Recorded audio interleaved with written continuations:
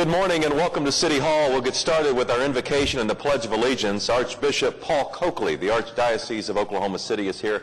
He will lead us in the invocation, and afterwards I'll ask Councilman Larry McAtee if he'll lead us in the Pledge of Allegiance. Would everyone please stand?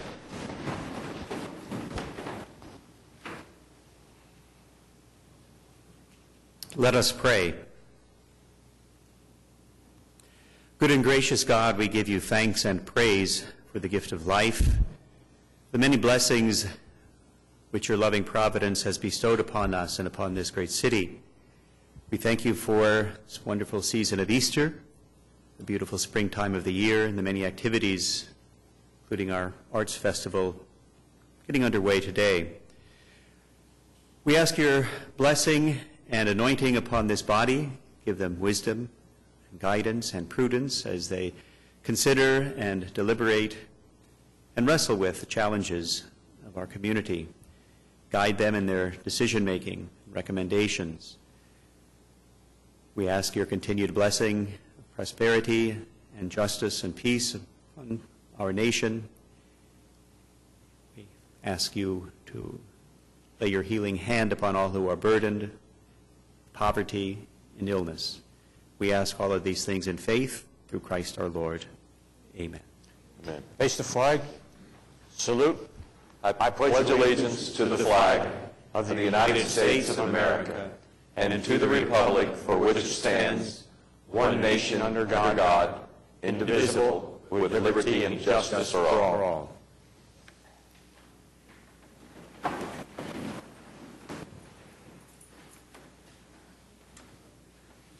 Your Honor, before we get started, I'd like to take a moment of personal privilege and introduce my grandson, Andrew Corkery, who's visiting here from Collingswood, New Jersey. Andrew, would you stand up, please? Welcome to Oklahoma City.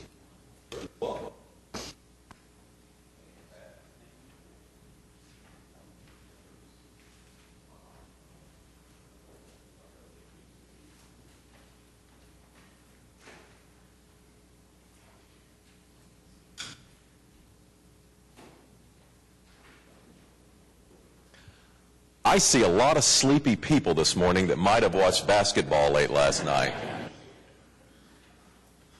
I think we're all dragging this morning, just a hair. We're going to get started with the announcement that it is Police Appreciation Month. I'd ask Chief Bill City to come forward. Chief City will have his hands full with fans from Denver coming back into town for Game 5. We hope they're all arrested once they arrive.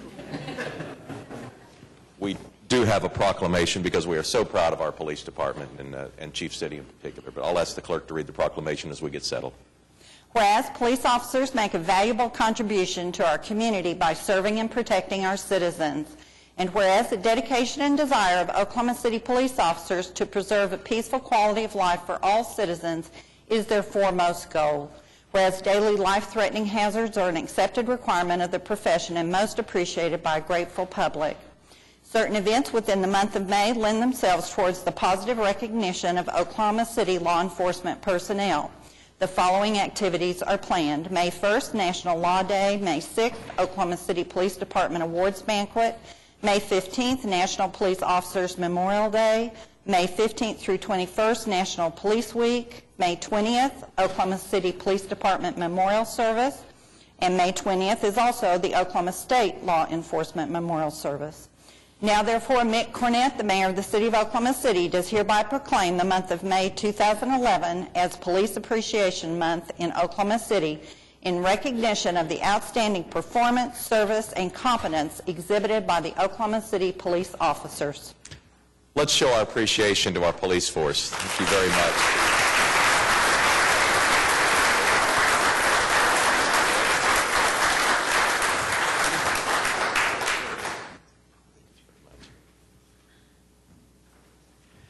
And it is Goodwill Week. CEO Heather Renebaum is here along with Jennifer Bradford. Would you two come back up? You're right up here on the front. We have a proclamation because we appreciate Goodwill and love your new building. Isn't that nice? Okay. Yes, it is. Well, I'll hand you the microphone and let you thank people because I know there's generosity from people all over Oklahoma City that help make that happen. But first, let's hear the proclamation from the clerk. Whereas the people of Central Oklahoma value hard work and support the right of individuals to provide for themselves and their families. Whereas some members of our community require additional services, help, and training to aid them in accomplishing that goal. Whereas among those most in need of career training services are those whose job options are limited due to illiteracy, criminal past, and lack of work experience, and those with mental, emotional, and physical disabilities. Whereas Goodwill Industries is North America's leading nonprofit provider of career services for people with special needs and is the world's largest private sector employer of people with disabilities. Whereas disadvantaged local residents have received vocational evaluation, vocational adjustment, job-seeking skills, and placement assistance or employment through Goodwill Industries of Central Oklahoma. The investment made by this community in Goodwill has paid off in useful work and jobs for our citizens. Whereas Oklahoma Goodwill Industry proudly serves Oklahoma City and surrounding communities with 10 retail thrift stores and 5 attended donation centers. Whereas 2011 marks the 75th anniversary of Goodwill Industries of Central Oklahoma. Now therefore, Mick Cornett, the mayor of the city of Oklahoma City, does hereby proclaim May 2nd through 6th as Goodwill Industries Week in Oklahoma City, and he encourages all citizens to give support to Goodwill Industries in recognition of its ability to maximize an individual's contribution to self, family, and community. And how about we show our appreciation to Goodwill? Thank you. Thank you very much, Mayor Cornett. Thank you very much to all of you who are here. You are representative of the many people in Oklahoma City and in the center of the state who have supported this Goodwill in our endeavors, and as a result of your support, we are one of the top 3 ranked Goodwills in North America in terms of growth in donated goods and in terms of growth in numbers of persons served and jobs found for those individuals.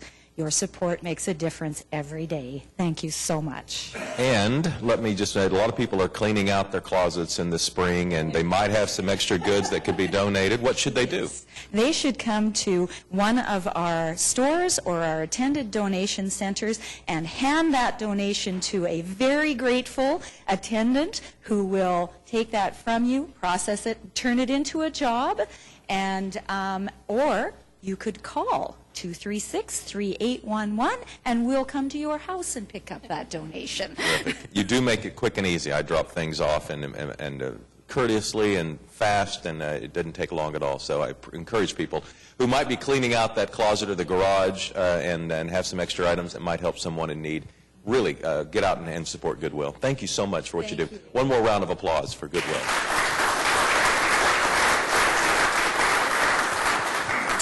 It is National Public Works Week, and we have, I'll ask them to come forward, Dennis Clowers, Paul Bronson, Jan Wells, Keith Stewart, Paul DeAndrea, Steve Gravlin, and Patty Buttenhoff. Could you all come forward? Everybody comes up. I'll ask the clerk to read it as we get settled.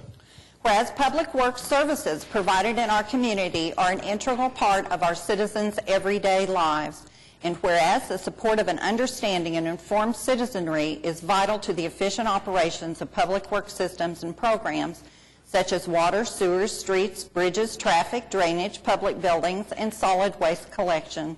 Whereas the health, safety, and comfort of this community greatly depends on these facilities and services.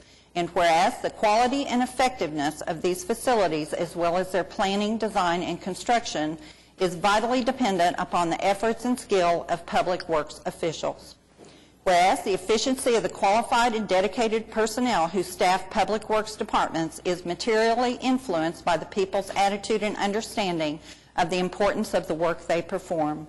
Now therefore, Mick Cornett, the mayor of the city of Oklahoma City, does hereby proclaim the week of May 15th through 21st as National Public Works Week in Oklahoma City, and he calls upon all citizens and civic organizations to acquaint themselves with the issues involved in providing our public works and to recognize the contribution public works officials make every day to our health, safety, comfort, and quality of life.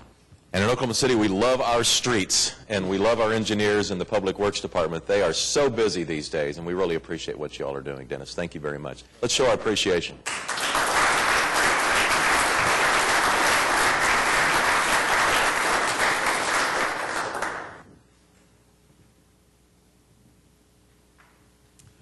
Lee Criswell. Lee, come on up. Lee is representing all of our city employees for Public Service Recognition Week. Lee, nice to meet you.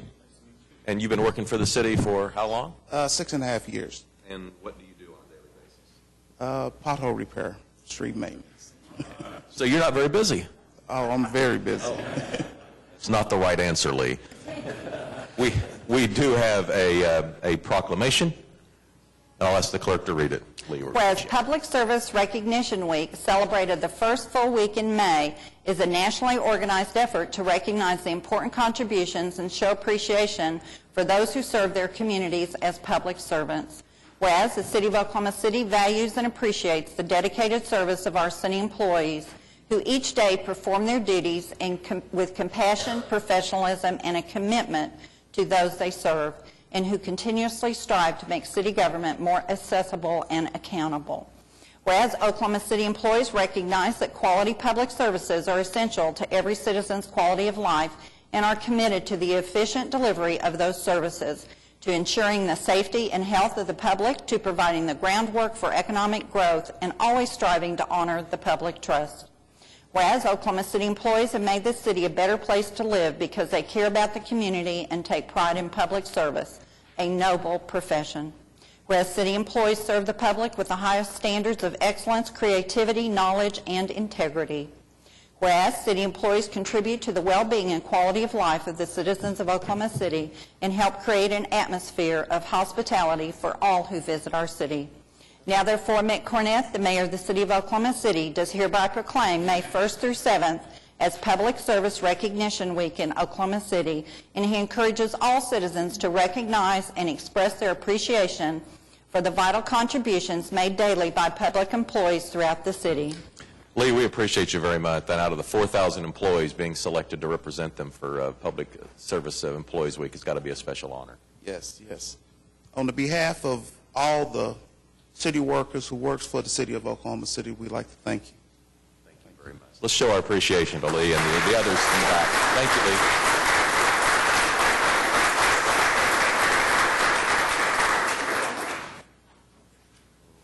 Now, is Belinda Watson here? She is here. Come on up.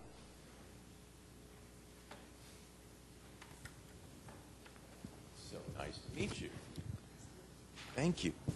Belinda is the April 2011 Teacher of the Month as selected by the Rotary Club of Oklahoma City.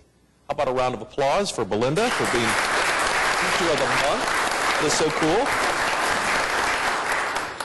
You teach at Mustang North Middle School. We have a resolution. I'll ask the clerk to read it. Whereas Belinda Watson has been named Teacher of the Year by the Rotary Club of Oklahoma City for April 2011. Whereas Belinda Watson is the band director at Mustang North Middle School, assists with the Mustang High School Band, and runs an after-school jazz program that is very active in competing and performing. Belinda Watson is in her 29th year of teaching, has taught students in grades 5 through 12 in 3 different states, and currently has over 300 students in her middle school band program. Whereas Belinda Watson is a graduate of Southwestern Oklahoma State University with degrees in performance and music education. Whereas Belinda Watson has taken bands all over the country to compete, including California, Florida, New York, Tennessee, Washington, D.C., and Hawaii, and has even traveled with her ensembles to London and Mexico City. Whereas Belinda Watson's ensembles have consistently earned superior ratings at contests and festivals. Whereas consistently recognized by her students and peers, Belinda Watson was named the Oklahoma Outstanding Jazz Educator in 1997, the Teacher of the Year from Harney Middle School in Las Vegas in the year 2006, as well as the Mustang North Teacher of the Year for 2010 to 11. Whereas Belinda Watson is a proud member of OEA, OMEA, and MENC, and she conducts several honor bands every year as an invited guest clinician. Now, therefore, be it resolved by the Mayor and Council of the City of Oklahoma City that they do hereby recognize and commend Belinda Watson on her selection as the April 2011 Teacher of the Month by the Rotary Club of Oklahoma City. Now, Belinda, this is where the suspense comes in because we need 5 votes to make this official. First, need a motion and a second. Okay, cast your votes. Oh, congratulations. Thank you. Oh, man, let's show our appreciation to Belinda. Thank you. Thank you, Mayor Cornett, City Council. Thank you. I can't talk long because the Thunder has asked me to help with their slam dunk problem in advance of Game 5. But I would like to accept this award on behalf of my co-teachers and my students and the administration at Mustang, where I teach. I taught over 10,000 students in my career. On behalf of all of them, I accept this award with my gratitude. Thank you. Thank you, Belinda. Thank you very much. Let's show our appreciation one more time.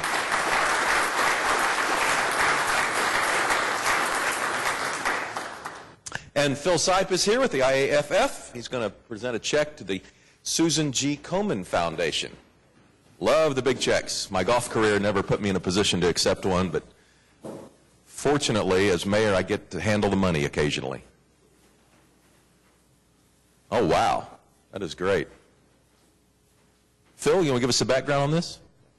Thank you, Mayor. At our biannual convention, the firefighters passed a resolution that allowed us to develop a Care Enough to Wear Pink campaign for the city of Oklahoma City, where we sell T-shirts and other clothing items. Half the proceeds go to a charity of our choice, and the other half go to help our members, several of which are survivors of breast cancer and are struggling with it now. And of course, Lorna Palmer is here. With she's the executive director of the Susan G. Komen Foundation, the Central Oklahoma affiliate, and she's here to accept the check. And we appreciate you being here today to do that, Lorna. Thank you very much. And we want to thank the mayor and all the council for their support for this program and all the charitable efforts of the firefighters in the city. And want to encourage everybody to be aware that we'll be selling more T-shirts later this year on the Race for Cure that happens, I believe, in October. Is that right, Lorna?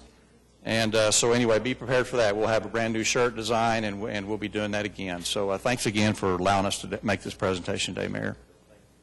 Thanks to all the firefighters who took part in this. I'll give you a chance to push the Susan B. Komen Foundation. Thank you. You know, it's things like this that help us give money back out into our service area. And we just announced grants to local organizations of $835,000 just this year. So thank you so much. And I do think these guys look really good in their pink shirts. I'd encourage you all to get one. Yeah. Thank you very much, and I can't wait to see you at the bank drive-thru depositing this check. Thanks to our firefighters. Let's show our appreciation to all involved. Thank you. Thanks very much.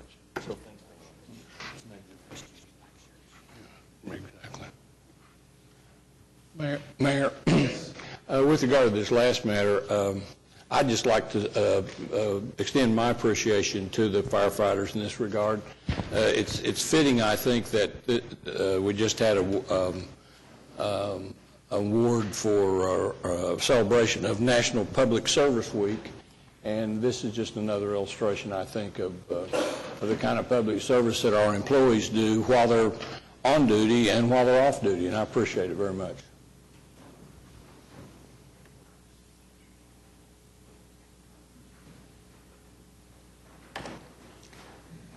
We are on item 3B of the council agenda, the appointment of Jim Roth to the Oklahoma City Economic Development Trust.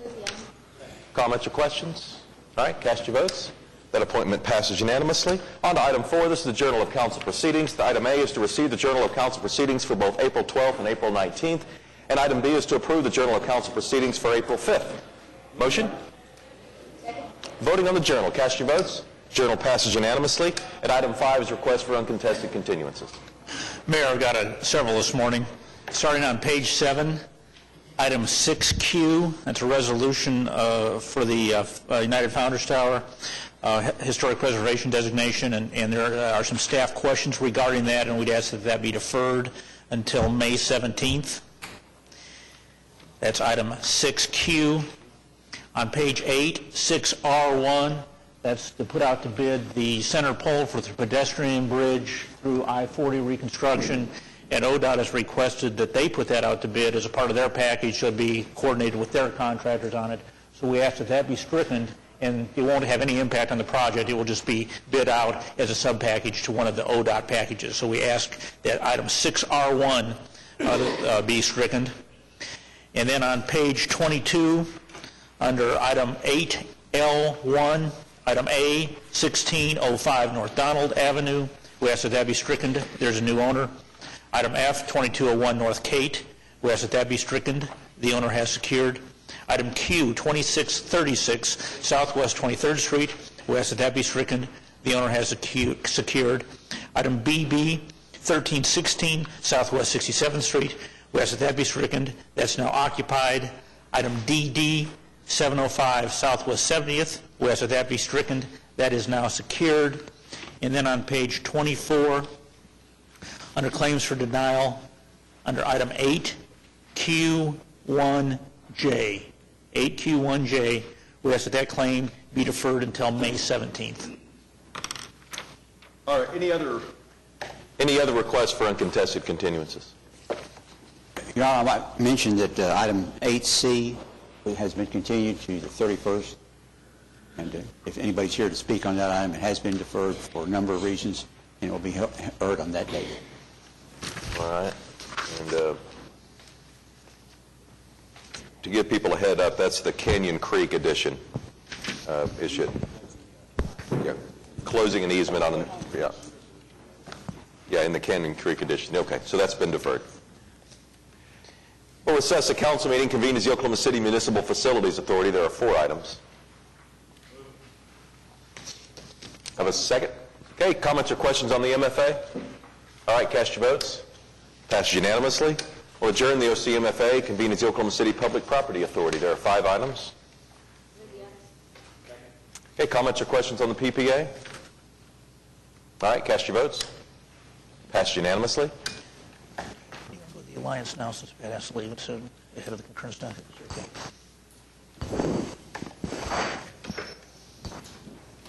Let's see, we voted in the PPA.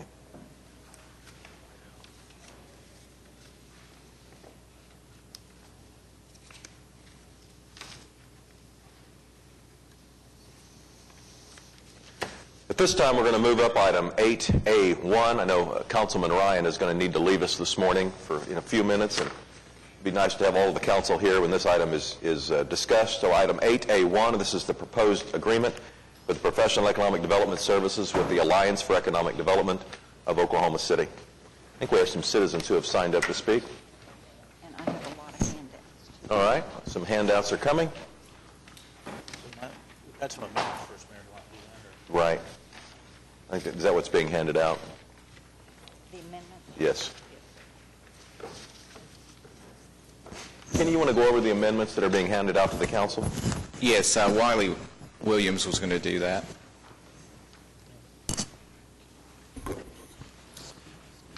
Good morning. Since the meeting on the 12th, there's been several meetings with council members and John Williams with representing the Alliance concerning proposed amendments to the agreement that was presented to you on the 12th. In your council memo that went with your packet on Friday, there's 3 amendments that were proposed there. The first one, as a result of a meeting with Councilman Shadid and Councilman White, and it deals with Section 3 of the agreement. And in that amendment, the Board of Directors of the Alliance is agreeing that it will not make public policy decisions, and that those all public policy decisions will be retained by the appropriate public bodies, including the city and the trust. Then there's a proposed amendment to Section 4E concerning records and reports, and it says that periodic reports shall include but not be limited to financial report statements itemizing the use and expenditure of all public funds received by the Alliance. This is to make it clear that they have to provide a report periodically of how much funds they have used or how they've spent the public funds paid to them for their services. And then in Section 12 is a complete rewrite of the disclosure of documents. And in there, there's a reiteration that the Alliance does not make public policy, And then there were exceptions retained that are currently in the Open Records Act that apply to the State Chamber of Commerce. And we negotiated that those particular protections will remain. And it says that certain professional services rendered by the Alliance in fulfilling the scope of work have been performed by city employees. So anything that a city employee comes in contact with, whether it's myself or Brent Bryant, those documents retain their status as open records. And then we've agreed that the Alliance is not obligated to make public for inspections the same records that the State Chamber of Commerce may keep confidential. And those are business plans, feasibility studies, financing proposals, marketing plans, and financial statements or trade secrets submitted by an entity seeking economic development assistance. It's just those documents that they submit that they're allowed to keep confidential. And the same thing applies to proprietary information submitted by the business. And then documents that are submitted to the Alliance for purposes of evaluating and advancing an economic development prospect, those are the same provisions that we currently have as in the city that we can keep confidential, that remains. And then we make it clear that if at any time the Open Records Act is interpreted to say that these documents have to be provided, they'll be made available.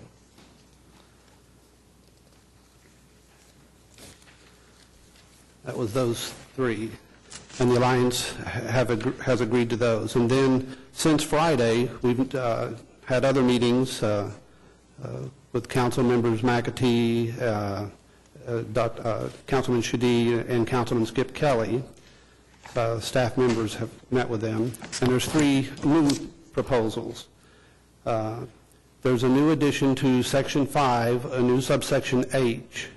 And this has to do with Councilman McAtee's request for some kind of method of evaluating the efficiency of this organization. And I think it's been agreed that that's hard to quantify in today's terms, but that will be developed over the initial part of this agreement as it's put in place.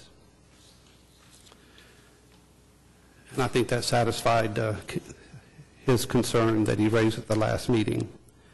And then the city auditor met with Councilman Shadid to discuss the audit clause, and the Alliance has agreed to make the trust can now dictate what documents they get to see as opposed to the Alliance having to be reasonable. We switched that, so it's now completely whatever the Economic Development Trust wants to see, or the city auditor on its behalf, they will have to produce. And then we met with Councilman Skip Kelly, and there was a modification to the scope of work, which is attachment A to the agreement.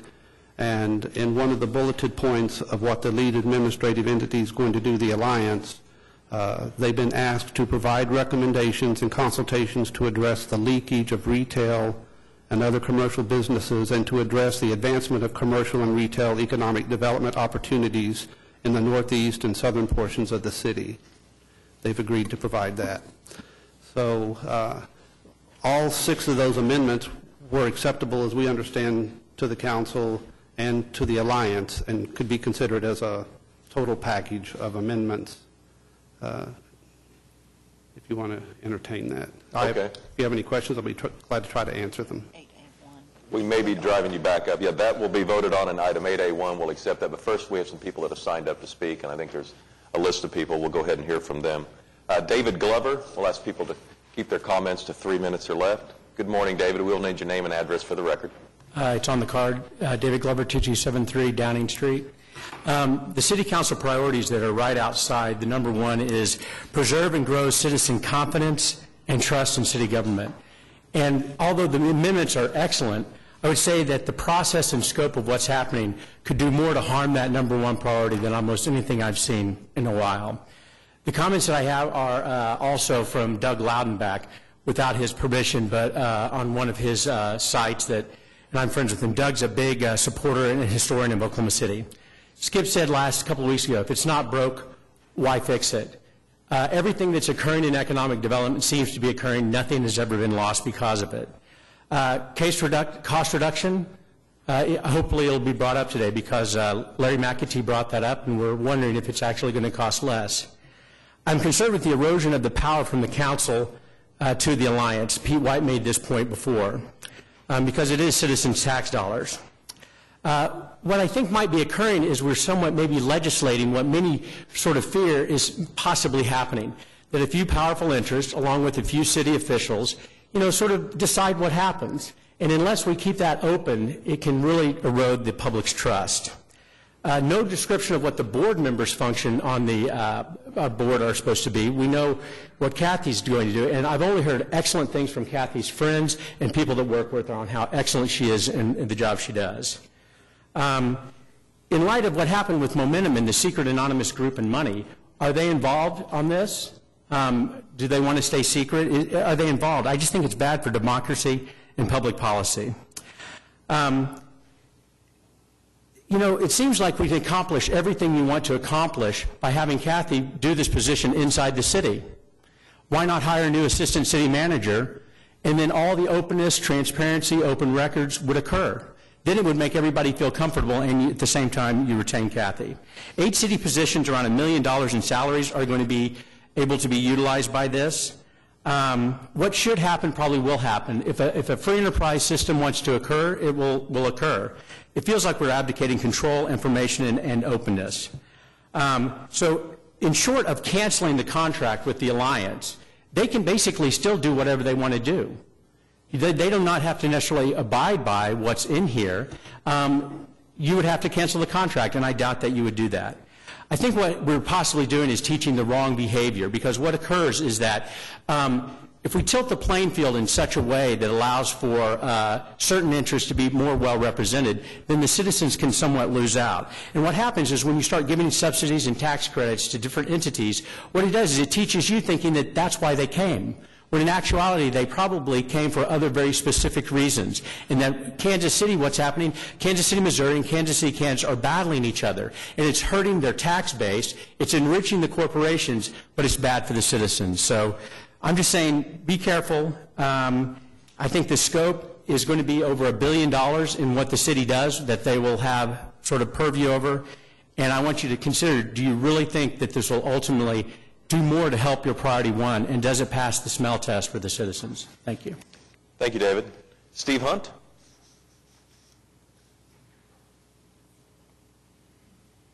Morning, Steve. We'll need your name and address for the record. It's Steve Hunt, 6001 North Brookline, Ward, Ed Shadid. I had quite a few notes that I was going through, and I picked up some documents downstairs today. I filed a Freedom of Information request, emails from Ms. O'Connor and council members regarding the alliance, and just was starting to look through them and started finding a few things that are quite concerning to me. First, I wanted to go over a couple things. Give me just a second here. When David and I and some others were doing some studying on the vote for the basketball arena and maps, a former Chamber of Commerce person told me that you never do something like that without an economic feasibility study, and the city did not do that. However, they hired major public relation firms instead. And one of the first things that I see here with regards to the alliance, first, did I hear something about a feasibility study being done on this by an independent economic group? Steve, who are you asking? Anyone, really. I mean. Did we do an independent study? No, sir, we did not. I'm sorry? No, sir, we did not. Okay. And I wonder about that because what this document tells me is that Jones Public Relations has been hired to do public relations work on the alliance. And that alarmed me a little bit, and then it alarmed me further when I pulled it up and I saw that the assistant account executive for Jones Public Relations is Casey Cornett. And I wondered, as I go through these documents, I just find, conflict of interest after conflict of interest. And that's just the tip of the iceberg. The bottom line is that I just see the consolidation of power, the secrecy, to be very alarming. Oklahoma and our capital, Oklahoma City, was in the news, national news last week about making things more difficult on unions. You know, the 826 put forth by your old assistant David Holt, and then the Senate bill that passed last week to make things harder for unions to organize. This week we're voting to make things easier for the elites to organize, and that's very concerning to me. Another thing, the issues of setting policy, and it's been said, no, no, no, the Alliance will not set policy. Well, a few weeks ago I was going through some documents looking for information on the Momentum Group, and so I went to the TV and radio stations to go through the public files. I didn't find a whole lot. It was pretty, they've learned that you can't put names on things because, you know, when we did the stadium thing, it had the names of the chamber, the phone number, the credit card of the chamber, your name, all that, and that was shown to be kind of a problem. That wasn't there. But what I did find, and this, I want you to understand what I'm saying here, I found some things on the embarrassing Sharia law bill that was passed, embarrassing to some of us, not to others. And what I found was tons and tons of documents from a D.C. group headed by Brigitte Gabriel. This is a group similar to the Alliance who is setting policy in Oklahoma. And, you know, I look at that group and then I look at the Alliance, and, you know, they don't set policy per se, but they do have such influence that they can do so many things. Now, you know, I could go on and on about this. I've got a ton of notes here, but I'm going to... Steve, your 3 minutes are up. I appreciate you coming down. And just what I would like to say is if there's any way that we could hold this vote off, because I've got these documents, there's so much stuff in here that needs to be gone through.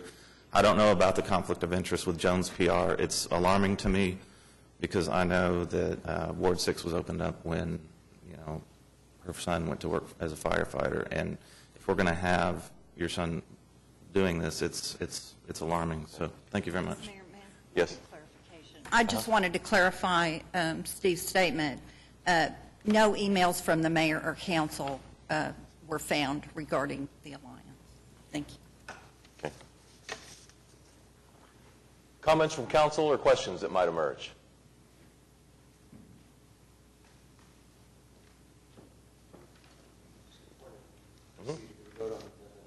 Yes, we will be voting on the amendments first. We can do it in whatever order you'd like, really. Would you like to vote on the amendments first and then have council comments? All right, how about a motion then on the amendments? All right, cast your vote on the amendments. Amendments passed unanimously.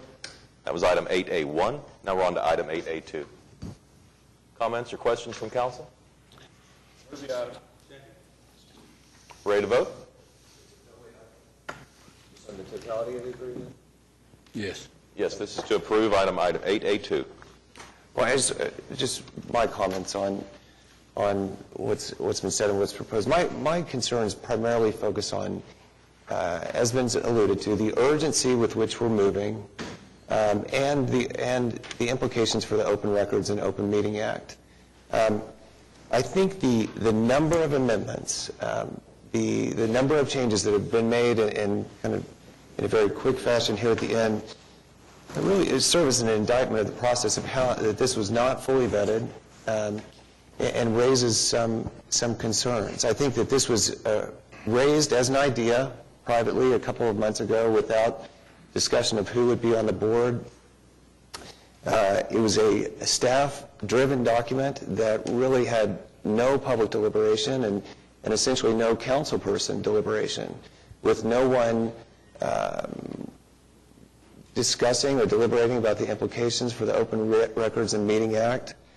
And then a 36-page contract showing up on the consent docket on the first day of Mr. Greenwell and I being on the council.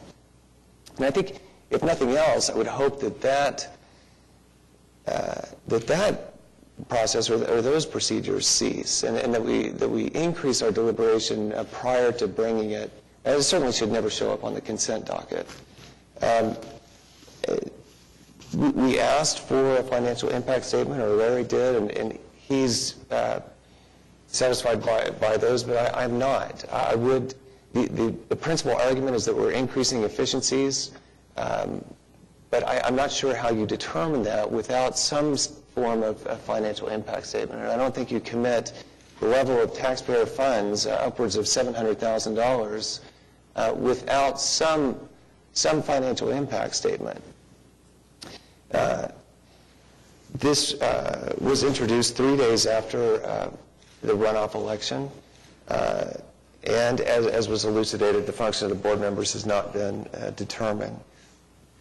So it represents a paradigm shift. It represents a very significant and substantial change in policy, and should be fully deliberated on and perhaps not moved with that level of urgency. In terms of the Open Records and Meeting Act, we were given 3 examples of other cities that had engaged in this kind of entities, including the St. Louis Development Corporation, the Louisville Downtown Development Corporation, and the Economic Development Corporation of Kansas City. All 3 of those entities have some level of open records.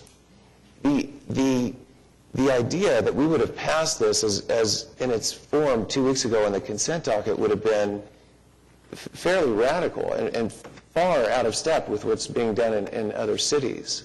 All 3, Kansas City, Louisville, and St. Louis, have some degree of open records. St. Louis has open meetings. The board meets, and it's open to the public. So if we're going to cite those 3 examples as reasons to do so, I think we need to consider how the impact on the open records and open meeting. The primary difference, or the primary implication of forming a nonprofit as opposed to forming an additional trust, is the implications on the Open Records and Open Meeting Act. And therefore, a thorough discussion and deliberation of those implications should be undertaken. I've discussed with Kenny Jordan at length the implications for the Open Records and Open Meeting Act. I think that we're certainly in an uncharted territory legally. I think that we are introducing significant legal questions by doing so. I wish that we had more time to consider the implications of what we're doing, which is going to set precedents legally. We've talked at length about the Drew Edmondson's 2002 Attorney General opinion. It relates to the Open Meeting Act and as it relates to nonprofits. And we talked about the 1978 Sanders versus Benton case, in which a Citizens Advisory Committee was formed, and that related to that even though it was a nonprofit, it could be considered subject to the Open Meetings Act. It was a private organization which contracted to provide goods and services to the public on behalf of a governmental agency, and we decided that, or it was argued that if it's fully funded by the public and if it has de facto decision-making authority, it would be subject to the Open Records Act.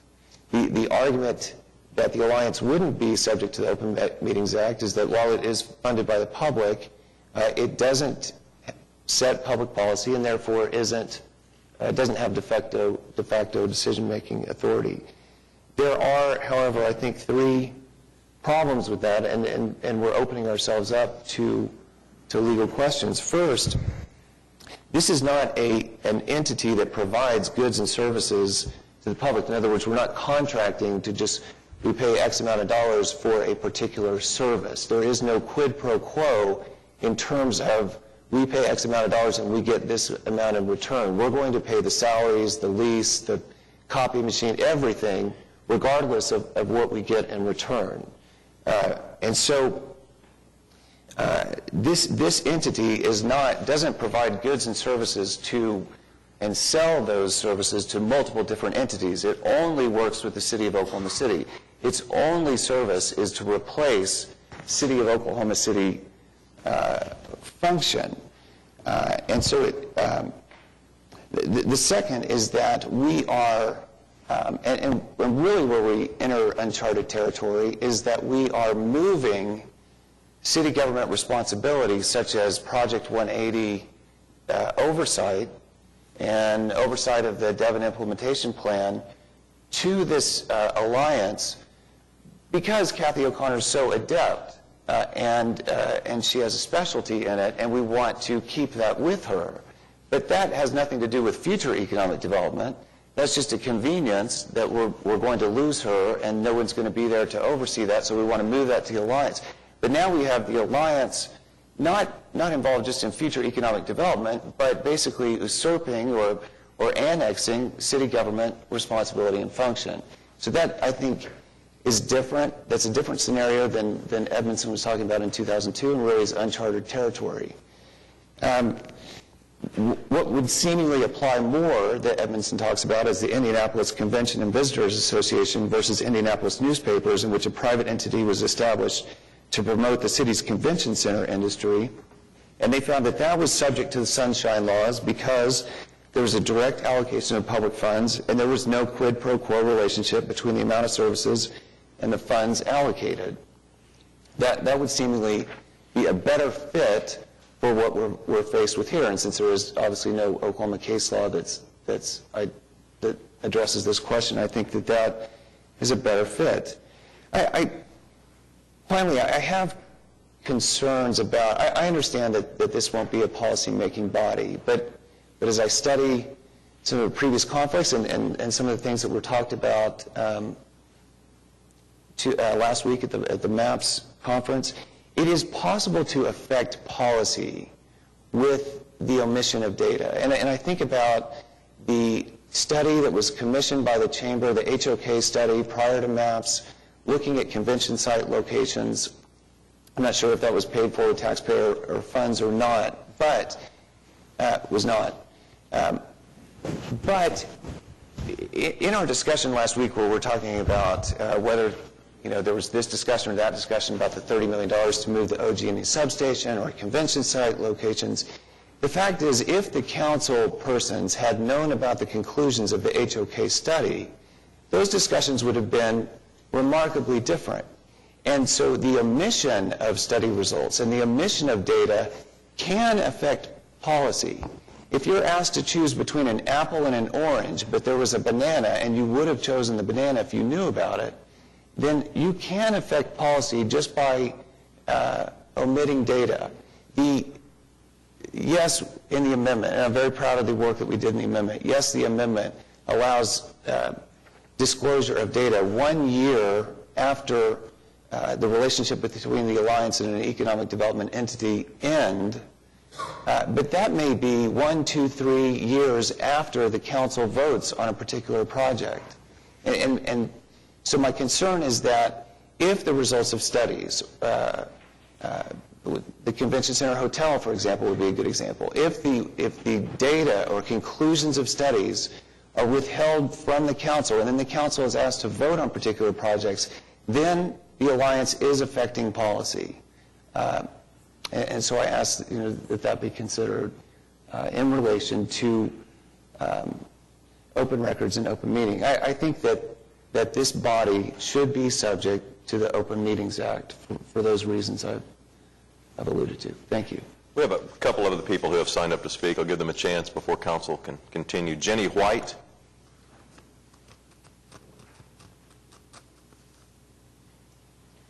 Good morning, Jenny. We'll need your name and address for the record. Good morning, please. Jenny White, 3032 Hickory Stick Road, Oklahoma City. I'm actually in Councilman Ryan's district. I don't know. I'm not an attorney.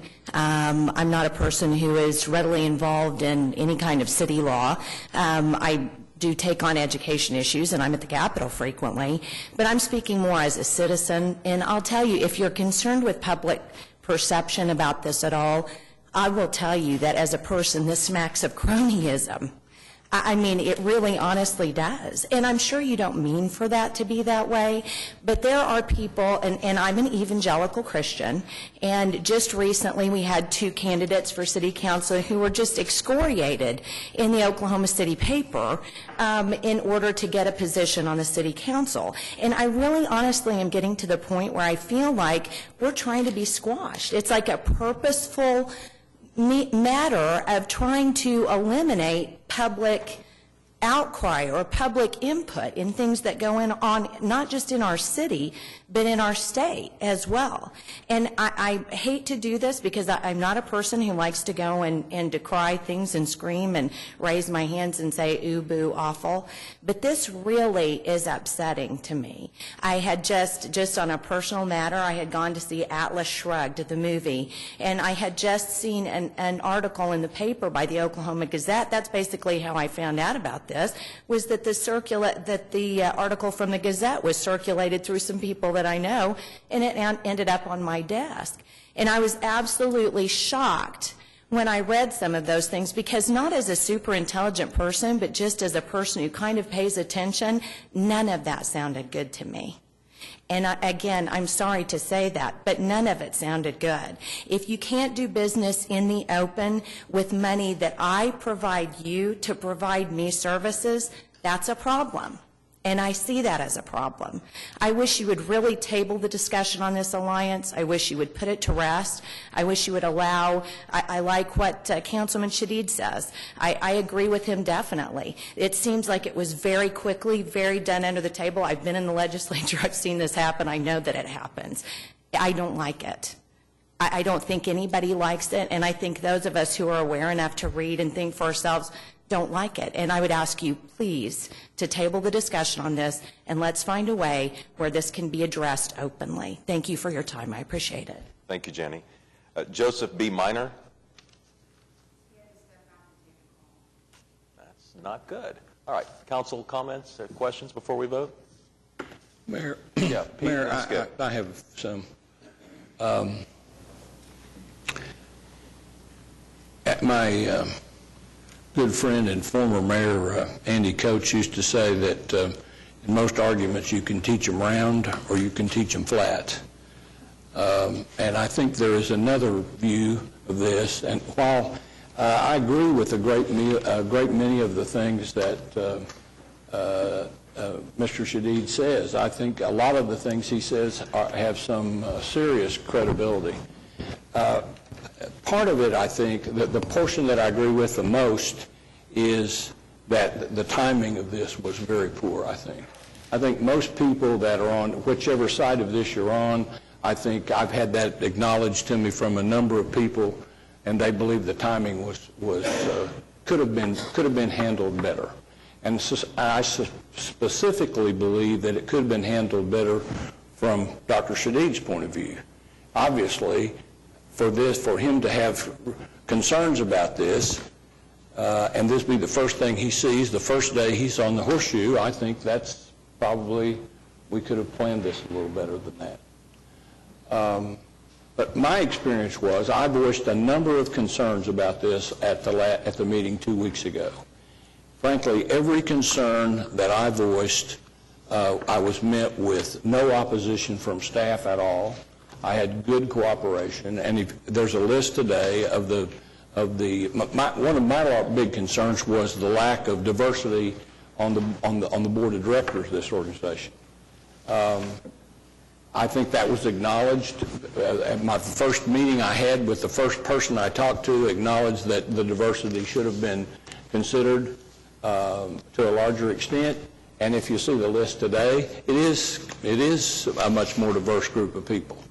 I think some of the concerns about openness will be ameliorated in the future because of the openness. I think when you place people that are not considered, I think we're developing this me against them philosophy in Oklahoma City. It reminds me of the south part of Oklahoma City that I grew up in. It was always us versus them. We were Southsiders, and it was always going to be bad for us. And as I grew up, I determined that that wasn't necessarily true. We were generally our own worst enemies. We were generally the victims of our own belief that something bad was going to happen. So if something bad did happen, we blamed it on, well, we're from the South Side, and that's what's going to happen. And my experience as an adult and growing up has been that that's really not the case, that we are all in this together. But when I asked for diversity and I wanted some people, some geographic diversity, it's there. When I wanted racial diversity, it's there. when I wanted a larger cross-section of what I thought different disciplines other than the development community, it's there.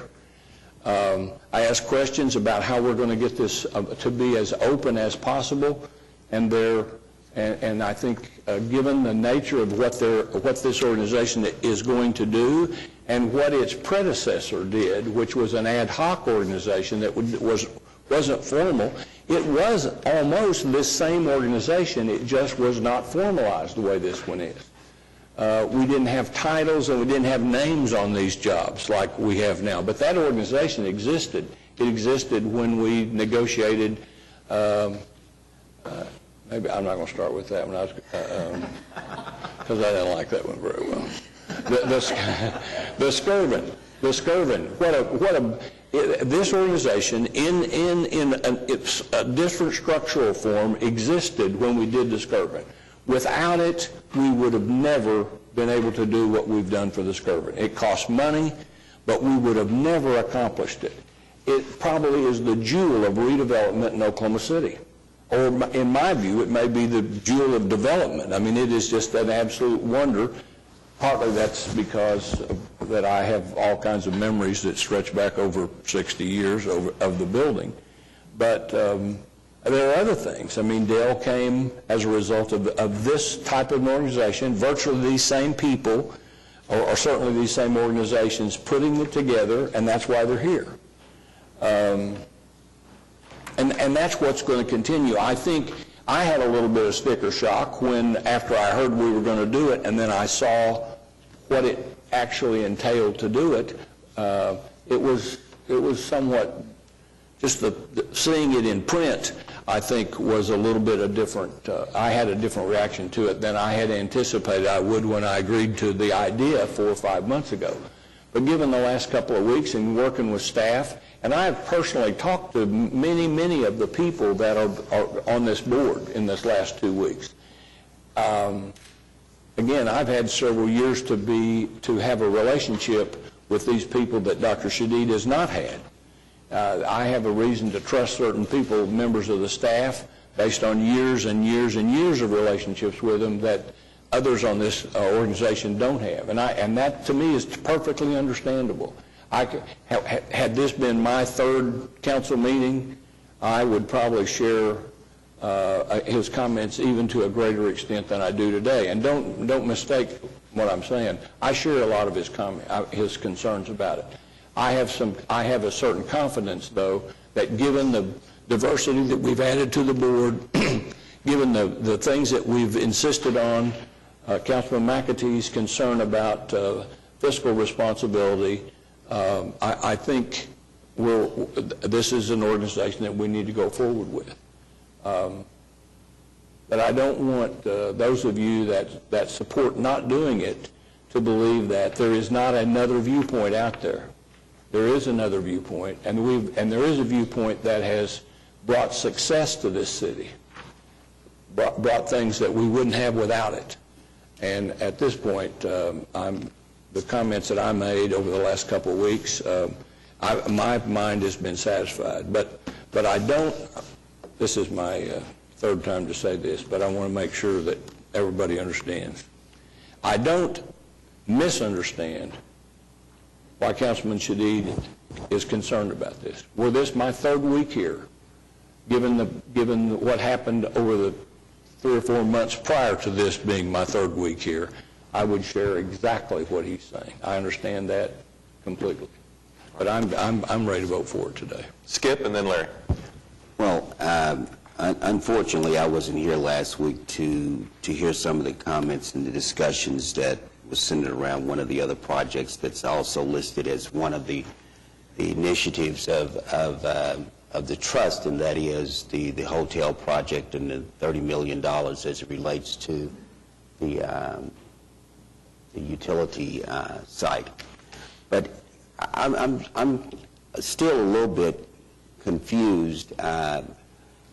It was just this morning that I was able to get some information as it relates to 3 other cities that have initiated a very similar type of program for economic development, and that was Kansas City, St. Louis, and Louisville. And of course, all I've got is bullet points, but I think that, it would be prudent for us to at least have some time to compare, what some other cities are doing in reference to this type of program, and the issue of transparency. The number of people that have called me and have voiced their concern has really been about much of what this lady was talking about, and that is citizens having at least a full transparency of information. And I just think that sometimes we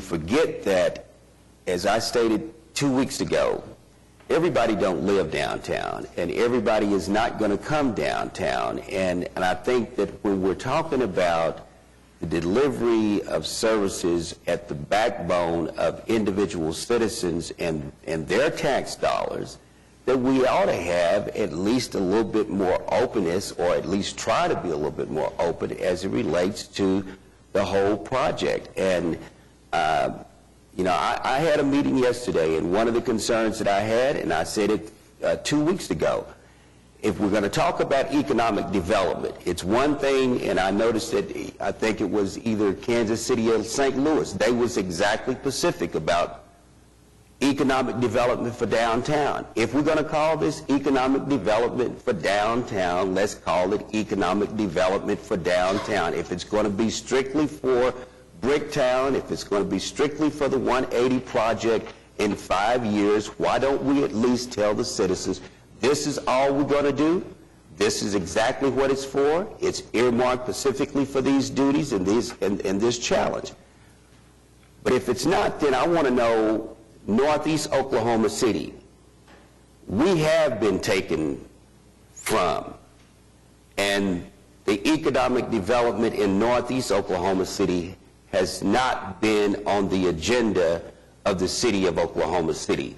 Southside Oklahoma City, I know Pete may differ with me, but I have had information presented to me and discussions as to when is there going to be a major economic development engine for the south side of Oklahoma City. And all I want to know is, can we at least have some more time for all of us to have an opportunity to sit down, and I think this city can be whole without being divided as it relates to a major project of this magnitude.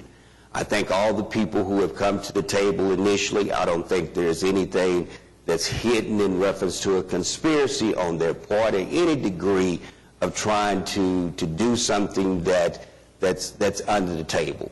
But at the same time, I think sometimes we may overlook the fact that there are people out here in this community that feel like that it's all about one place at one time and one mission. And I think when you look at the totality of this city, I think we owe all of these citizens a bigger day of information and transparency. And I'm going to say this because I said it yesterday to 2 of our staff people I think is doing a fantastic job in the legal department. My amendment, it says I wanted something in the word as far as development of projects. I don't want just a recommendation. I think this whole issue of recommendations and consultants that we never act on, we got development of retail opportunities in Bricktown and other downtown locations. If you just look at this, when you start talking about what are you going to do, you're going to develop retail in downtown Oklahoma City with Bricktown. Well, what started Bricktown? The downtown housing development. Who's doing the development in downtown already? The economic development in the Corder Shore area and the park. But don't just tell me we're going to provide consultation for northeast and southern part of Oklahoma City. I want to see some commitments in reference to economic development that is part of solving problems that has been completely distressed in reference to economic retail leakage. And I think it's only fair if we're going to put, I mean, this money is coming from all the citizens, and I think to some degree we have a duty to address issues in those parts of the city that has been more distressed than others, those areas that we're trying to redevelop, which is downtown Oklahoma City. But, you know, I just feel like that time is not that much of the essence for us not to be compassionate to all these other citizens' concerns, to at least have a little bit more venting in this process. And so I would ask for a reasonable deferral, Mr. Manager, and the mayor and my fellow colleagues. I just think that, you know, this last election was almost an absolute insult to good government for, on a local basis, for the city of Oklahoma City. And it was driven behind some issues that we can't prove, but we all have some ideas about what it was. And I don't think we need to get back to putting ourselves as targets of that. The transparency of this should be a little bit more open in reference to this point, to the point where we can all agree. And there's still going to be some citizens that's not going to like any idea of it. But I like some ideas of it, and I can support some ideas of it. But, you know, we have a government that we know that nobody is ever going to be on the same table, at the same time, and agree to everything. But I think we can compromise a lot better than where we are right now with this. And, you know, it's just something that I believe that we should and we could. And to avoid any more of this major attacks of nasty negativity against our city, against any members of this council, because none of us up here have any one agenda to do anything other than for the good of this city and for the citizens that we represent. But I want the people that I represent, I want them to believe that I have been here for the good and the protection of their interests, because they're the ones that go to the poll and vote for me or to vote for any other one of these council members. It's not the special interest groups. It is those citizens who actually go to the polls. And no matter how much money you spend, you can't change the minds of good-hearted, honest people who believe in one individual over another. And I just want us to be away from that. There's no sense in the world for us to be the target of that type of agitation and that type of initiations just for what goals that they want. And I think we as the council, these citizens have spoken to us on many occasions on this issue. I think there's been amendments that we've been given just this morning. I think even they know, how could we digest all of this in 15 or 20 minutes and not have a stern firm on what we believe in? And I think, you know, additional time is not going to kill the project. Additional time would only heal some of the questions that people have and bring us to a point where we can all say, we did the best with the time that we had. We worked every inch of what we was allowed to do with the time, and we came out with a project that I think for the most part all of us can live with. Larry? Thank you, Your Honor. I'll try to be brief. I have some questions. I also happen to be a believer, and I believe that the truth will set us free. And when Skip is talking about full transparency of information, I equate that to the truth. And I think if the truth of what we're trying to do here comes out, I think it might cast this whole discussion in a whole different light. And I'm a little confused. Jim, if I could ask you some questions as we go along. The comment was made that there's no specific goods or services that the Alliance is going to provide for the city. And what I thought the Alliance was going to do was they were going to handle, for example, all the administration of the GOLD bonds. Yes, sir. Okay, and that's a specific good and service. Yes, sir. Okay, and the GOLD bonds were passed, just as, I hate to belabor this, were passed in the 2007 bond issue, somewhere around $80 to $90 million to create primary jobs throughout Oklahoma City, irrespective of location. Yes, sir.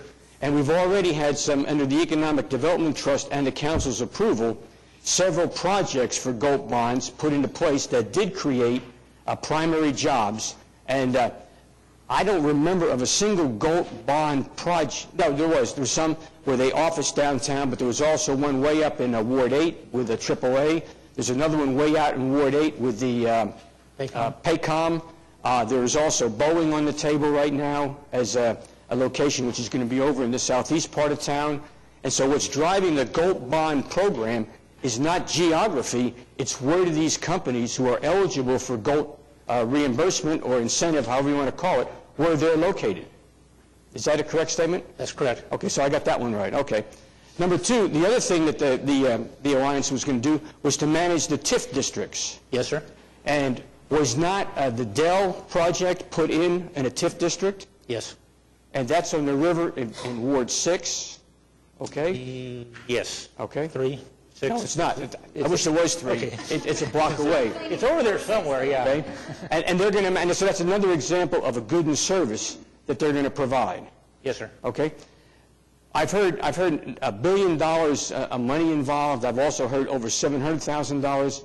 I'm a little confused. I thought the contract that we were looking at that receives the scrutiny dealt with $246,000 that we were going to pay the Alliance next year, starting July 1, to manage these particular projects we had and some other work that's also tasked to them. Yes.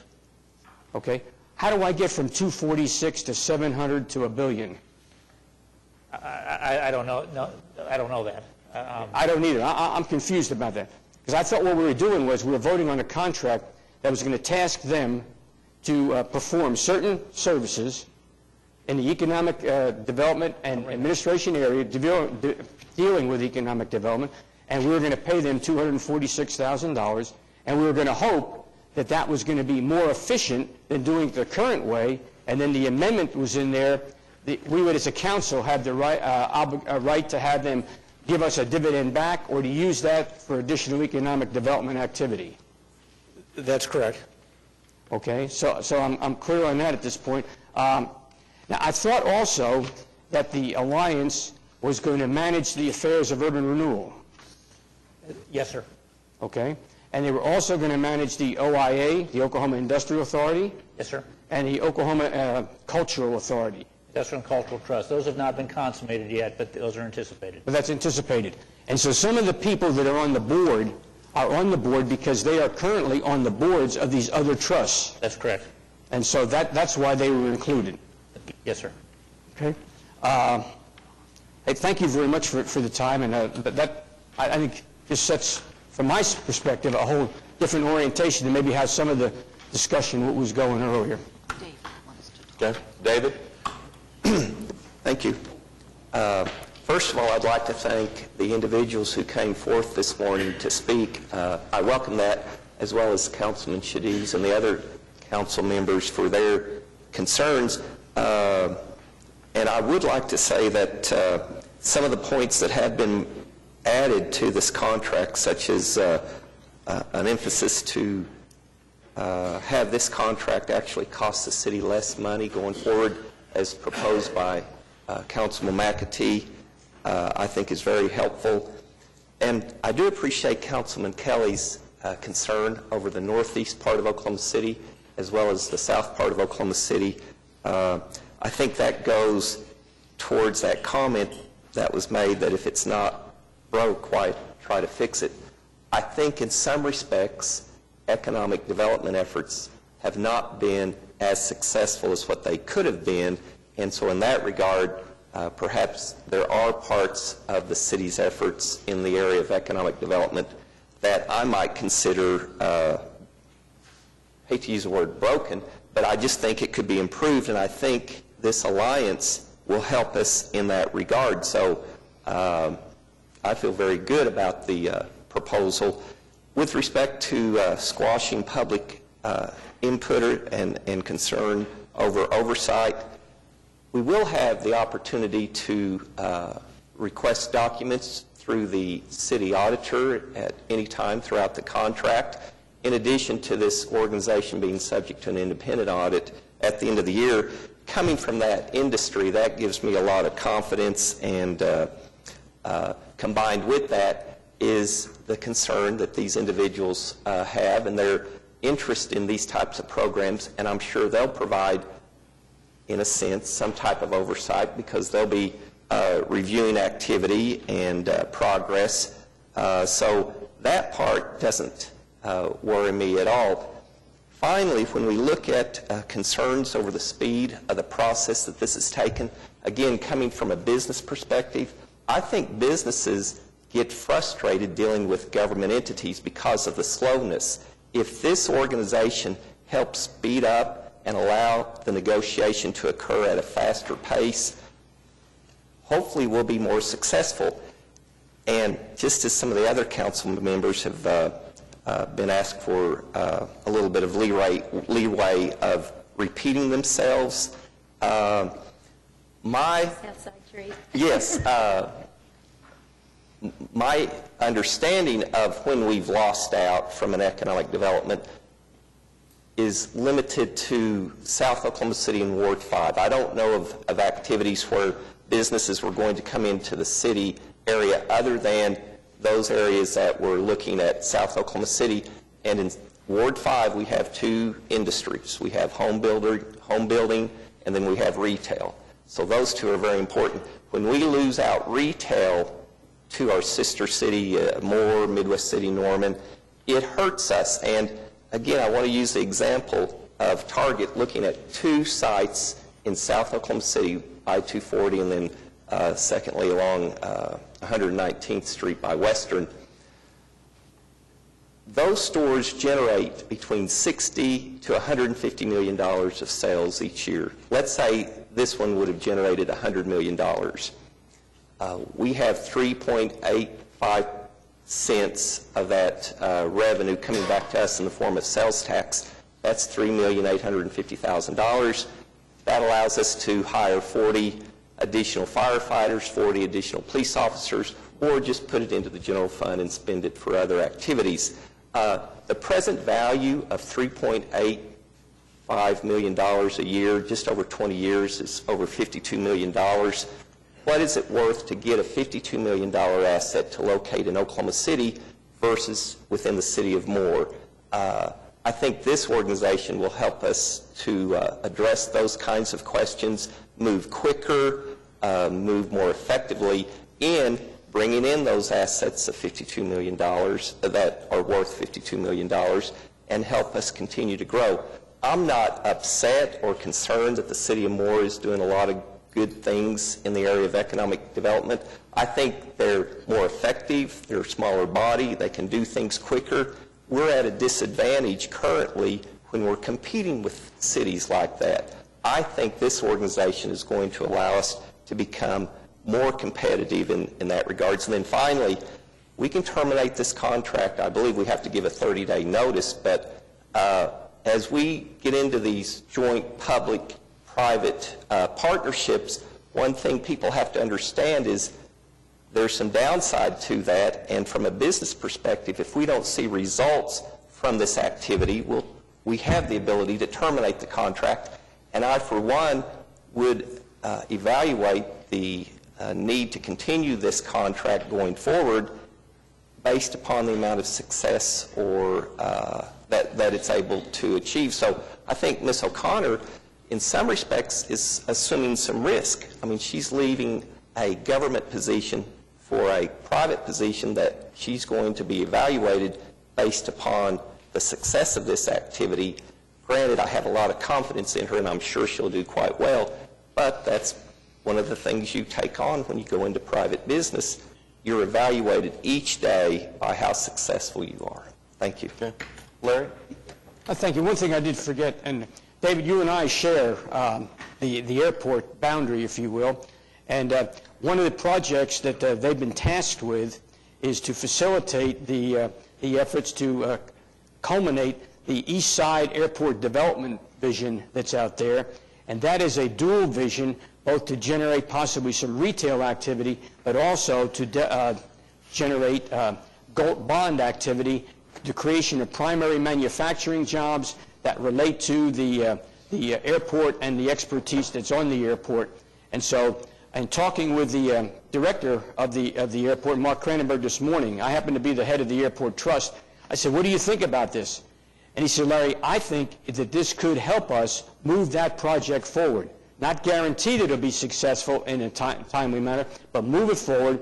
He said in the past there's been possibly some disconnect between all the different entities. And he said, I think the Alliance can tie that together and we can all work toward the common goal of developing the east side of the airport for economic development and retail activities. So I just wanted to mention that. Okay. Gary and then Meg. Thank you, Mayor. I'm going to quit telling myself on Tuesday mornings I'm not going to talk because I never do live up to it. But there's just a couple of things. I'm like Larry. There's just a couple of things that have been brought up that I just feel the need to make sure that people understand. A lot has been said about the timing of this organization. And the fact is this organization has been discussed for a long time. And the timing has been driven by the fact that we lost a longtime community leader that headed two of these organizations. And we got informed of the retirement of another longtime community leader of one of the other organizations. We also have people interested in coming to Oklahoma City continually that keep contacting either the city or the chamber about it. So the driving force behind this is not some subterfuge of some kind, and it didn't just come up. The need for this was first discussed, first brought out, and I apologize to David and Ed that they just got elected, but in fact the rest of the council had heard about this organization, had heard about what was the idea for some time. So it's not just something that popped up overnight.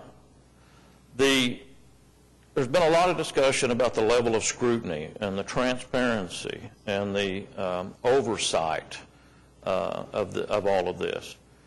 And if we're going to start doing what we're doing to this contract, and that's all it is, it's a contract with an organization that's been formed. I can't imagine what would happen to organizations around town that we give much more money to than this. There's an agenda item today that's putting out a lot of tax dollars to organizations that we don't make them do what we're making this one do.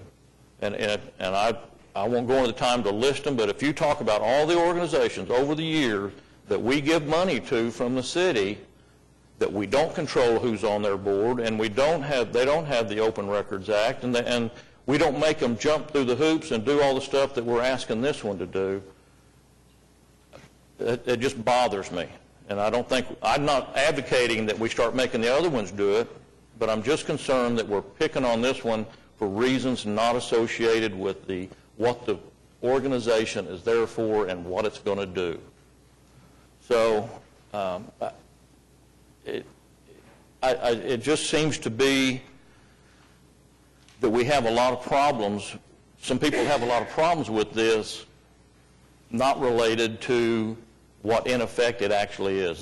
This action, this group of organizations and this activity and the tax dollars that have been used for this activity and the tax dollars that will be spent in the future have had the same level of openness and transparency and public records and all of that in the past that they were going to have before. And then you were adding even more things to them. And that just concerns me a little bit. I think if you take away the emotional issues of it, if you take away the timing issues of it, I don't believe anybody can say that this organization, the formation of what was a very loose-knit group of people that made things happen in Oklahoma City into a more unified formation that has some structure and in fact does have some accountability to it and so forth. How many people in the city knew the names or knew the organizations prior to this that sit in those rooms that put together the Skirvin deal and other things, and now they do. And they're going to perform the same function. Hopefully they'll have the same or better outcomes, but all of a sudden it's become an issue out there, and that just concerns me some. Meg? Very brief comments because, Gary, you really spoke to what my note said. I do think it's important that everybody know that this is not a new idea. This has been something that we've been talking about for a long time, and the timing of it being presented on the agenda perhaps wasn't the best, but it was something that had been discussed and vetted for a long time. I really just want to comment that I think this was a wonderful discussion, and I hope everybody watching or everybody here in the room today understands that this is a very transparent issue. We're trying to pull an organization together that will help the successes that we've had in the past. And I, in the last 2 weeks, have had the opportunity to visit with virtually every one of my colleagues around the horseshoe here. We've talked about these issues. We've had very frank conversations. We've made changes. We've made amendments that appear to address the concerns that virtually everybody had. And so I think this process has been outstanding. I appreciate and respect the opinions of my colleagues here, and I certainly am in favor of moving forward. All right. Jim, do you want to clear up a couple of things? A couple of things, if I might. First of all, on the timing issue, this has been going on for many months, and Councilman Shadid, I apologize for the timing of having it for your first day here as having that contract. That wasn't the intent. We were working on this on months, and to be quite frank with you, Joe Van Boord had indicated he was going to retire for some time, and we didn't know what that date was. We'd hoped to bring this earlier, but that was a little bit fluid at the end. And so because of that, I would have thought this would have been approved earlier than it was, but it got pushed back because of some personnel issues that were out there. And it was not the best timing, but it was because of some factors that were out there. Joe Van Boord served us very, very well over the years and told me he was going to retire. Getting that date tied down when he was going to do that was a little bit fluid the last few months as it happened. I'm going to talk just a minute about open records. First of all, this alliance is not a policy group. All the power and the policy is still with the Economic Development Trust and the City Council. And I want to give you a few examples of some problems we've had in the past. Let's talk about the Skirvin, a very difficult project to put together. Fully vetted every financial issue of that before the City Council as it came down. But you know what? At some time, we need to go look at Marcus Hotel's financials.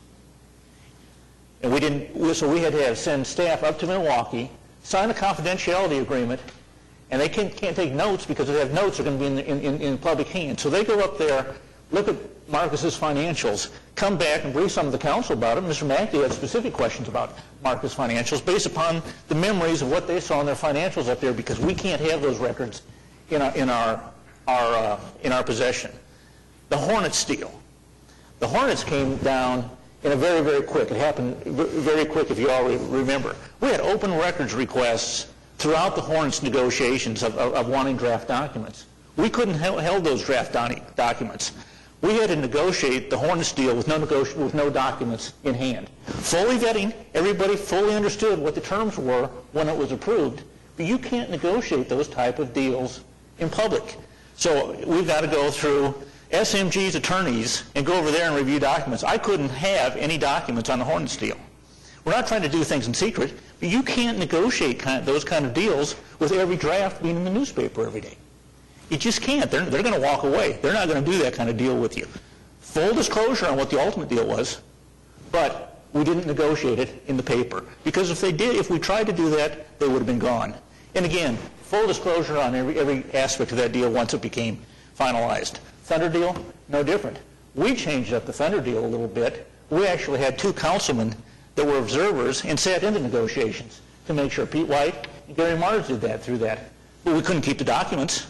I had no documents in my office on the Thunder during the negotiations.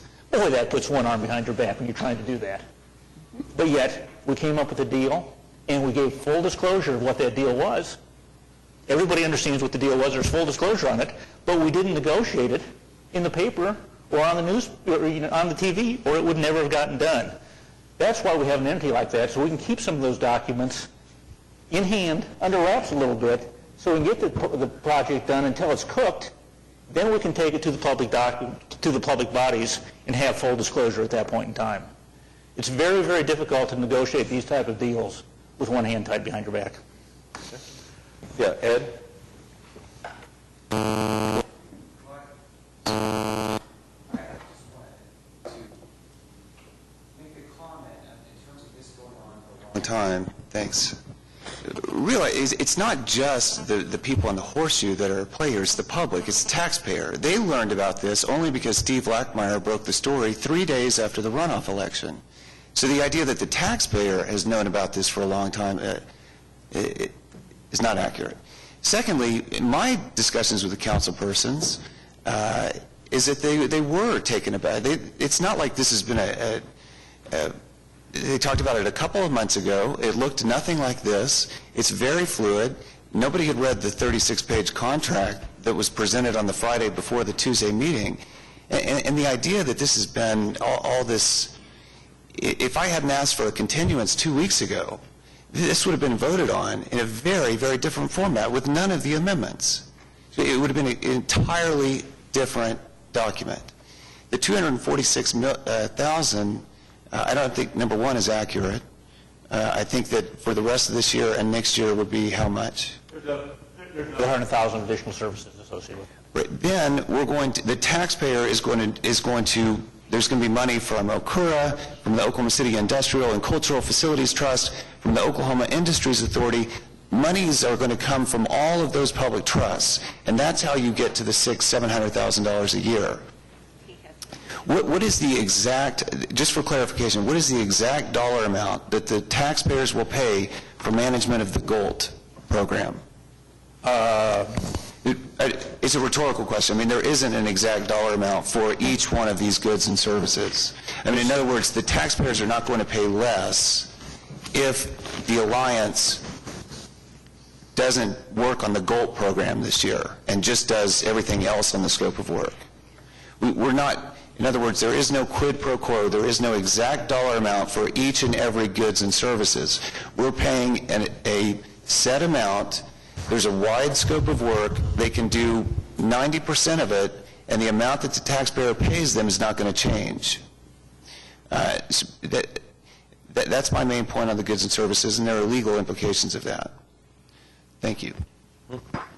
Kenny? Mayor, I'd just like to feel compelled to clarify one point, is that the discussions have been between the staff members and individual council members. That was the city manager and the other staff members going to the individual council members and discussing the idea with them. All right. Skip? Mr. Manager, what is the boiling point in reference to the timing of the development of the agreement? I mean, would we be endangering the development of the services if we deferred this for another 2 weeks? I mean, is the timing of it to the point that we can't, in reference to some of the concerns that's been addressed here, at least have 2 more weeks to go through this? The deferral's not up to the manager, Skip. It's up to us. Well, The next meeting, City Clerk would be available for discussion. It would be May 17th. Finance Committee meeting starts on the 10th. Okay, Ms. Francis, I apologize for... Well, and that's right. That's where the check with her first. We have a planning department workshop and a finance committee meeting, so the next available council meeting is May 17th. So that's the earliest that we could come back with it? Yes, sir. Is May 17th, and that's a workshop? No, Or it's not there's a planning commission council workshop, and then there's a finance committee meeting over the next 2 weeks. So we could do it on the 17th? That's the next council meeting, sir. Yes, sir. Any other comments or questions from council? We do have a motion for approval. Can I make a motion then to defer for May 17th? You can? Yes. I'd like to make a... Yes, but a motion to defer takes precedence over the main motion. Okay, we have a motion and a second to defer till May 17th. Cast your votes on the deferral. And the item is deferred by a count of 5. No, let's see, the deferral fails. That's right, the deferral fails. And so the item is still on the agenda. Do we have a motion Yeah, we have on a item motion for 8A2? approval. Do we have a second on item 8A2? Yes, we do. All right, ready to cast your votes? All right, cast your votes on item 8A2, and it passes unanimously. Oops. Didn't quite pass unanimously. The count was 7-1. Yeah, scared me. We're on item 8B. It starts a series of zoning cases. First one is an ABC issue in Ward 2. OC, actually. That's right. Thank you, Gary, for catching that. I just skipped 16 pages on the agenda. Wishful thinking, obviously. We're back to the OCEAT, which is on page 3, second half of the page. Do we have a motion on item 8, on A and B of the OCEAT? Comments or questions? All right, cast your votes. And it passes unanimously. We'll adjourn the OCEAT and reconvene the council meeting with the consent docket. All right, are there any individual considerations? AQ, please, Mayor. Yeah, and Mayor, I had 6P and 6AI. Did you say Q, Pete? Was it Pete that spoke on it? AQ. AQ. All right. All right, and Meg had P and AI. Anybody else? R5. All right. Gary, you want to get us started? Yeah, R5 is a trail project, and I just want, I believe I'm right, and this is the bond issue, not part of the Mass Creek Trail. That's correct. That's an 07 bond issue. It's about a $3 million project for trails down in the Greater Tinker area. All right. Pete, did you do AQ, or was that? That was Gary me. that spoke? That was me. Was it you? Let me find it real quick. All right. Just a couple of corrections I want to make on AQ. The art lover in my family is my brother, not me.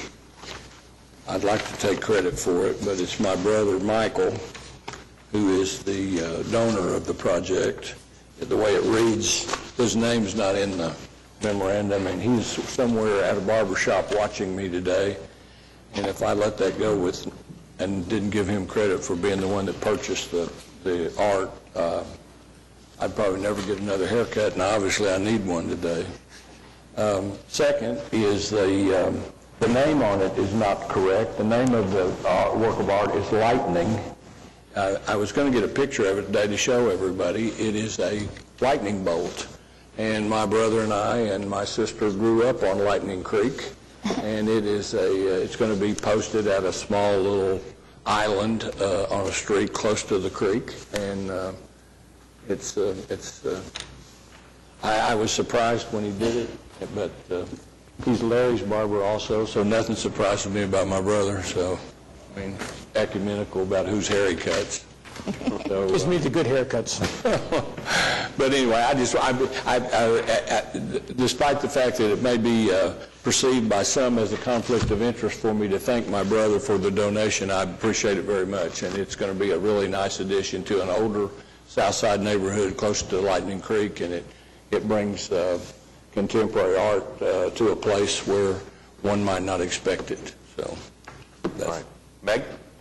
Just a quick question, Russell. I think this one might be for you. This is on 6P, and it's with regard to the resolution on all of these supportive housing grant requests and the series of them.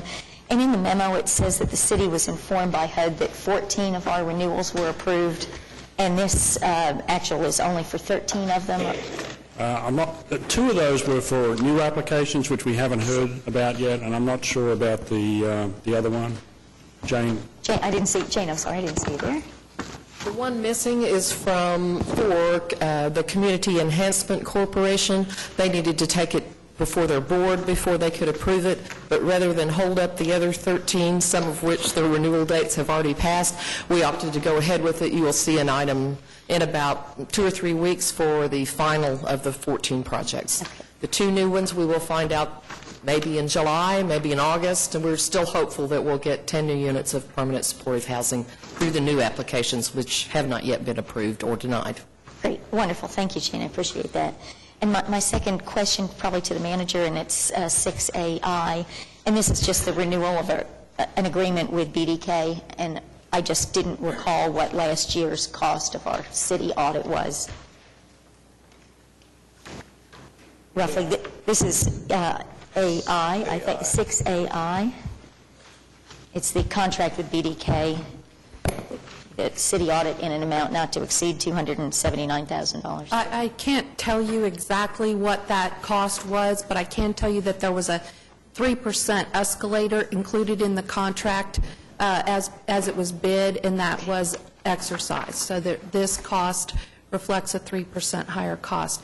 Sometimes when the audit is finished, we have to reallocate the hours because the hours weren't necessarily all devoted to the city that they thought would be, and so it's possible that in the reallocation, the city's is slightly higher and one of the trusts is slightly lower, but on balance, the cost will only include an additional 3% for the amount that was bid as they're escalating. And Laura, do we have a policy that every X number of years we go out to Yes, bid ma'am. and look? And are we required to change firms? We are not required to change firms. Okay. We do have a policy that we rebid this every 5 years, and this is only the second year of BKD's audit contract. Okay, great. Thank you. Okay. Any other comments or questions on the consent docket? All right, we have a motion and a second. Cast your votes. Passes unanimously. On to the concurrence docket. Do we have a motion? Second? We have a second on the concurrence docket. All right. Any comments or questions? Cast your votes. Passed unanimously. We're on to item 8. We've already voted on item 8A, so we move on to item 8B. It's a zoning case. First is an ABC issue in Ward 2. The address is 7300 Northwestern Avenue. Ed?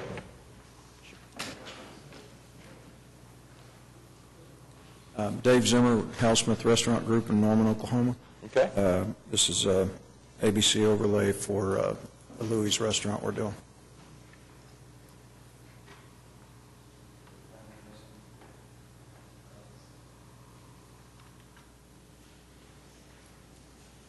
Did the Planning Commission?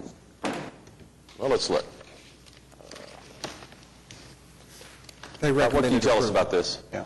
It's for a Louis restaurant. They recommended approval. Okay.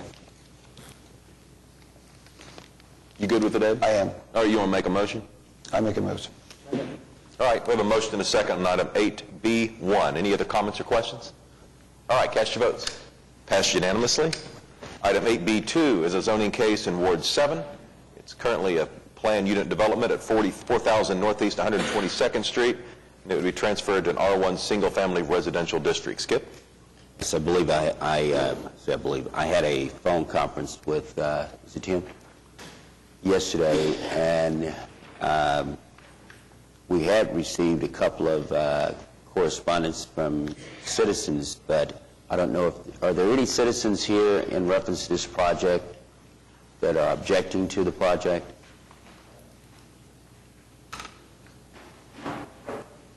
And Tim, we talked at length yesterday. Could you just give me a brief summary so if they know that Yes, we sir. did? Tim Johnson with Johnson Associates on behalf of the applicant, David Yost. This is a small piece of an overall PUD that was done many years ago. A larger piece of this property was all zoned to be R1, a much higher density. So in this particular case, we've decided that we are wanting to develop a little bit larger lot than was originally conceived. And so we've talked to the staff. Planning staff recommended we just come back with a straight zoning R1. We've already presented the preliminary plat, and it's been approved by the Planning Commission as well for 30 lots. I misspoke yesterday. I said 28. There's 30 lots with a single entrance that'll be gated, very similar to the entrance into Stone Mill now. So Planning Commission approved it unanimously. There were no protests at the Planning Commission meeting for the zoning, but we did have some conversations at the meeting for the preliminary plat. So I just wanted to be able to explain that.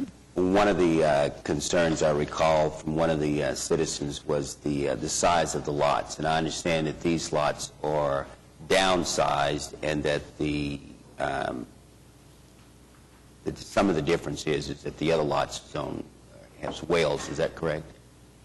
These lots are smaller than the ones that are currently in Stone Mill. The Stone Mill lots are larger because of they could not be sewered with a public sewer line. These particular lots, as well as about 3 lots in the last Section 3 of Stone Mill, could be sewered by public sewer.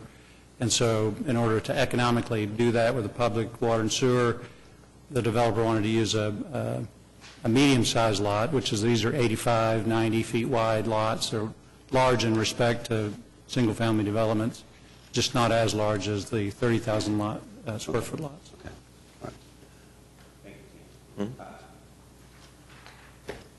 Recommend we move this. All right, we have a motion and a second. We're voting on item 8B2. Cast your votes. Passed unanimously. Item 8B3 is a zoning case in Ward 4 at 9700 South Sunny Lane Road. It's currently an AA agricultural district, and it would become a planned unit development. Pete? Dean, did you, I have a phone call from you laying on my desk that I didn't return, and I apologize. Yes, sir. I'm just swamped. I believe I think we already have it handled. We've asked that it be We need to refer back. Refer it back to Planning Commission. I move we refer it back to Planning Commission. I'm sorry for not getting back to you, Dean. No problem. No, I'm just trying to let you know. All right, we'll vote on item 8B3 to move it back to planning, and it's heading that way. Thank you. Item 8C has been deferred until May 31st. Item 8D has been struck. Item 8E, I think we're ready to go on this one. It's the third time it's come before us. Any comments or questions on item 8E? All right, cast your votes. Passed unanimously. Item 8F is for an item that's going to be introduced this morning, and Chief City is here, I think, to lead us through that.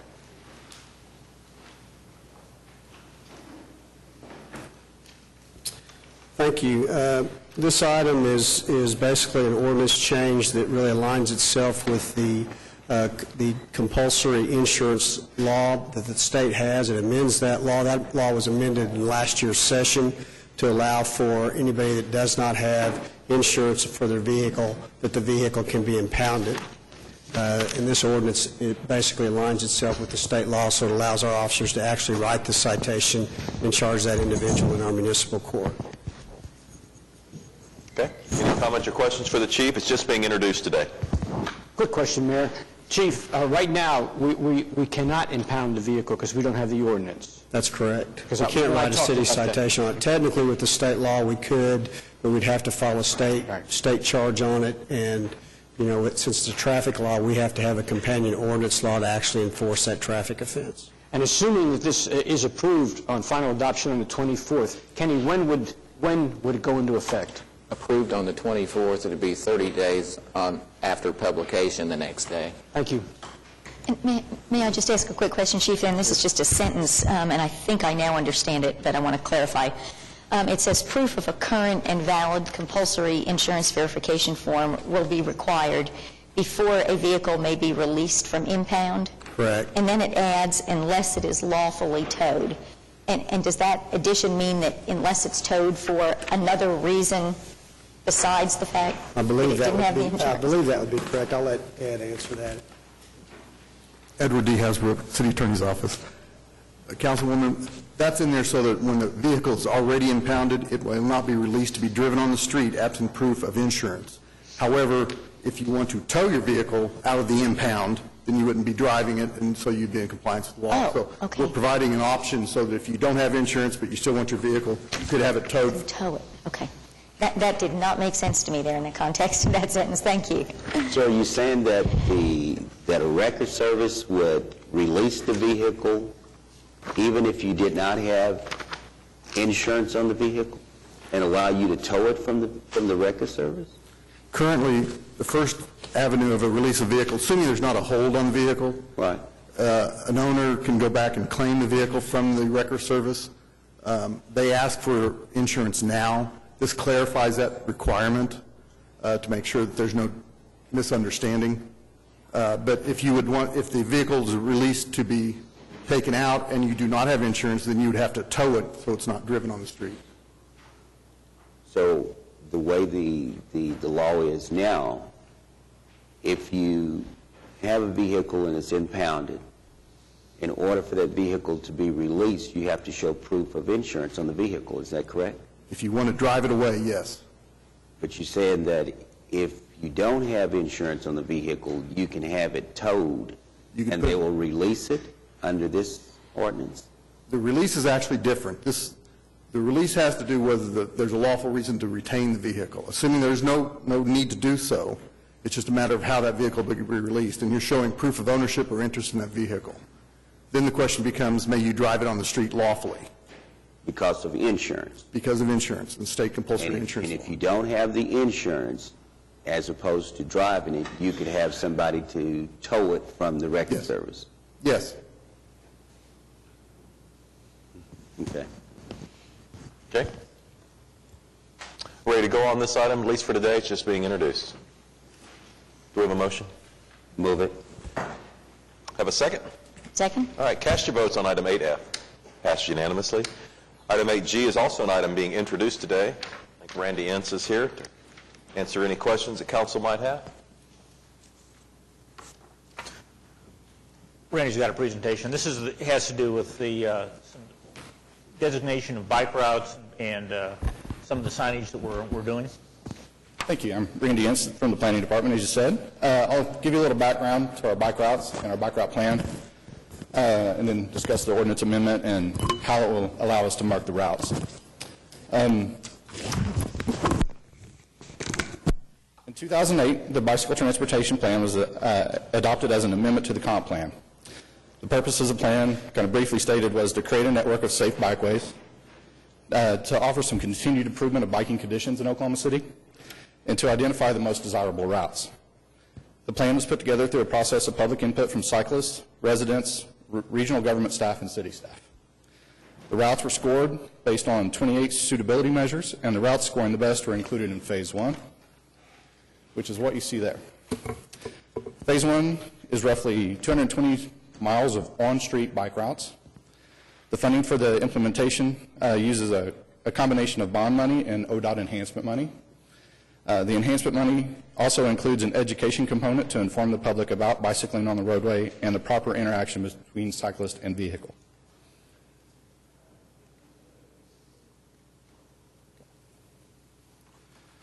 Now, the ordinance amendment, it defines what a bike route is, and that's a street that has been signed and designated as a bike route. It establishes how they are approved. They have to be a part of the bike route plan and then approved by the Traffic and Transportation Commission. It allows for the cyclist to use the full lane of travel on the routes. We'll discuss that a little bit more in detail. And it cleans up and moves all the old cycling language to one spot in the ordinance, so it's easily found.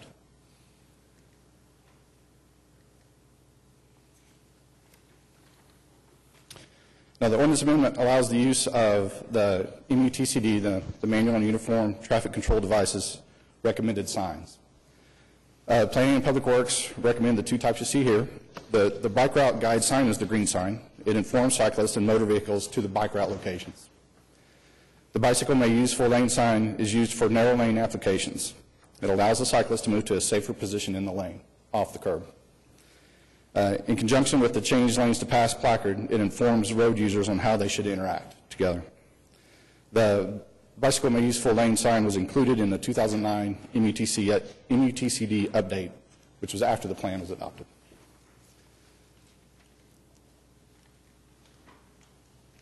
Now, AASHTO defines a narrow lane as anything less than 14 feet wide. The reason being, a car needs 8 feet of operating space, a bicycle needs 3 feet of operating space. It needs to be a minimum of 3 feet of passing room. So 14 feet is needed to accommodate a car and a bicycle in the same lane. Oklahoma City's travel lanes are typically 13 feet wide, so we are considered narrow lane. And that is why MUTCD recommended the bicycle may use full lane sign, why we chose that sign. Now, allowing a person on a bicycle to move to use the full lane also increases safety in other ways. It allows them to make evasive maneuvers around hazards such as potholes without swerving into the traffic flow. As cars make right turns, it prevents the bicycle from being relegated to the blind spot of the turning car. It allows the person on a bike to travel in the space where traffic is expected to be, increasing their visibility to other traffic. And it move out from behind other cars in the line of sight for oncoming traffic, making them less obscured from that traffic. Current practice is to teach cyclists to move over from the curb into the lane to promote better visibility, which increases their safety. The ordinance change will allow this to happen on bike routes, increasing the safety of those using the routes. I'd be happy to answer any questions. All right, questions for Randy? All right, again, this item is just being introduced today. It's item 8G. Have a motion? All right, cast your votes. Passed unanimously. Randy, thank you. Thank you. Item 8H is another item that's being introduced, and Wendell Wisenhunt is here. Good morning, Mayor and Council. Wendell Wisenhunt, Director of Parks and Recreation. Come before you today asking for introduction of a modification in Section 38 of the Code. Currently, at Lake Hefner, the reservation is open from 5 in the morning until 11 at night, except for permitted activities. Permitted activities would include something like perhaps a person who has a state and city fishing permit or a special event permit that might have been issued from my office. So at 11 o'clock each night, under the current ordinance, we're all asked to leave the reservation. We've had a number of citizens who have spoken to us over the years asking if it wouldn't be possible to be able to drive the lake, the upper dam road at the lake, at Lake Hefner, 24 hours a day. Based on those questions and input from citizens, I convened a group of city representatives from the police department who enforces the laws at that lake, the utilities department, municipal counselor's office, and the Parks and Recreation Department to see if we could accommodate the 24-hour use of drivers on the upper dam road at Lake Hefner.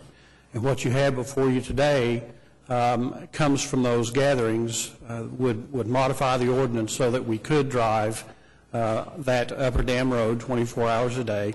There are still restrictions. I would still need a permit if I were there to use the reservation, but without a permit, I could still transport across the road on the upper dam road. So that's the impact of this ordinance change that we're asking for introduction of. It has gone to the Water Trust and has been recommended to you by the Water Trust. All right, Wendell, thank you. Any comments or questions for Wendell today? How about a motion then to accept item 8H? All right. Cast your votes. This item being introduced today, and it passes unanimously. Thank you very much. Item 8I is an item being introduced from the Planning Department. Yes, I can present that, Okay. Mayor. Go ahead, Kenny. Yes, this is an ordinance that we're proposing to bring the zoning code into conformance with state law regarding the calculation of protest on rezoning cases. The code provision currently provides that you do not include, when you're calculating the protest within 300 feet of radius of the exterior boundary of the property that's being rezoned, our code says you do not count publicly owned property. However, state law does not make that distinction. State law just says you count all property within 300 feet of the exterior boundary. So our code varies from state law. Our code is enacted pursuant to state law. We do not have any charter provisions that authorize us to enact zoning regulation per se. So the code really needs to be in conformance with state law. So that's what this would do. All right. Comments or questions on item 8I? Cast your votes. Passed unanimously. Item 8J is a public hearing regarding dilapidated structures. Is there anyone here wishing to speak under any item listed under 8J? All right. Looks like we're good to go. About a motion. Cast your votes. Passes unanimously. Item 8K is a public hearing regarding a dilapidated structure in a historic preservation landmark district. It's in Ward 7. Skip, you good to go on this? Yes. All right. That's a motion. How about a second? Cast your votes. Passes unanimously. Item 8L is a public hearing regarding unsecured structures. A long list. Is there anyone here wishing to speak under any item listed under any item on 8L? All right. How about a motion? Second? Cast your votes. Passes unanimously. Item 8M is a second public hearing. This is a wage adjustment for police. Comments or questions on item 8M? All right, cast your votes. Passed unanimously. Item 8N is a second public hearing, and this is a fire wage adjustment. Comments or questions here? Cast your votes. Passes unanimously. Mayor, can I make a comment on it? There aren't actual wage adjustments for police and fire. We have a category under the police and fire 3/4% sales tax, public safety sales tax, titled wage adjustment. So we're funding that aspect of it. It's not an actual wage adjustment for either of those groups. So I just want to be clear on that. Okay. Item 8O is a public hearing. This would be an amendment to the current budget for the fire sales tax fund. Okay, comments or questions on item 8O? Cast your votes. Passed unanimously. Item 8P is a public hearing regarding our CDBG plan, and Russell's here from the Planning Department to lead us through it. Russell? Thank you, Mayor, Council. This is the consolidated plan, which is the document required by the Department of Housing and Urban Development for the receipt and management of the various federal grants that we receive from them every year. It is a 5-year plan, which we adopted last year, and this is the second-year action plan. We are required by HUD to come forward every year with an action year plan which describes how we intend to use the funds in each particular year. I don't have the...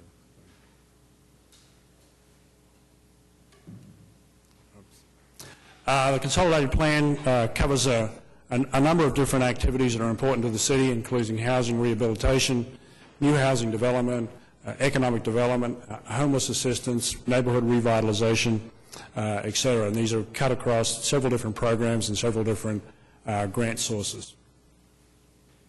Not much luck here.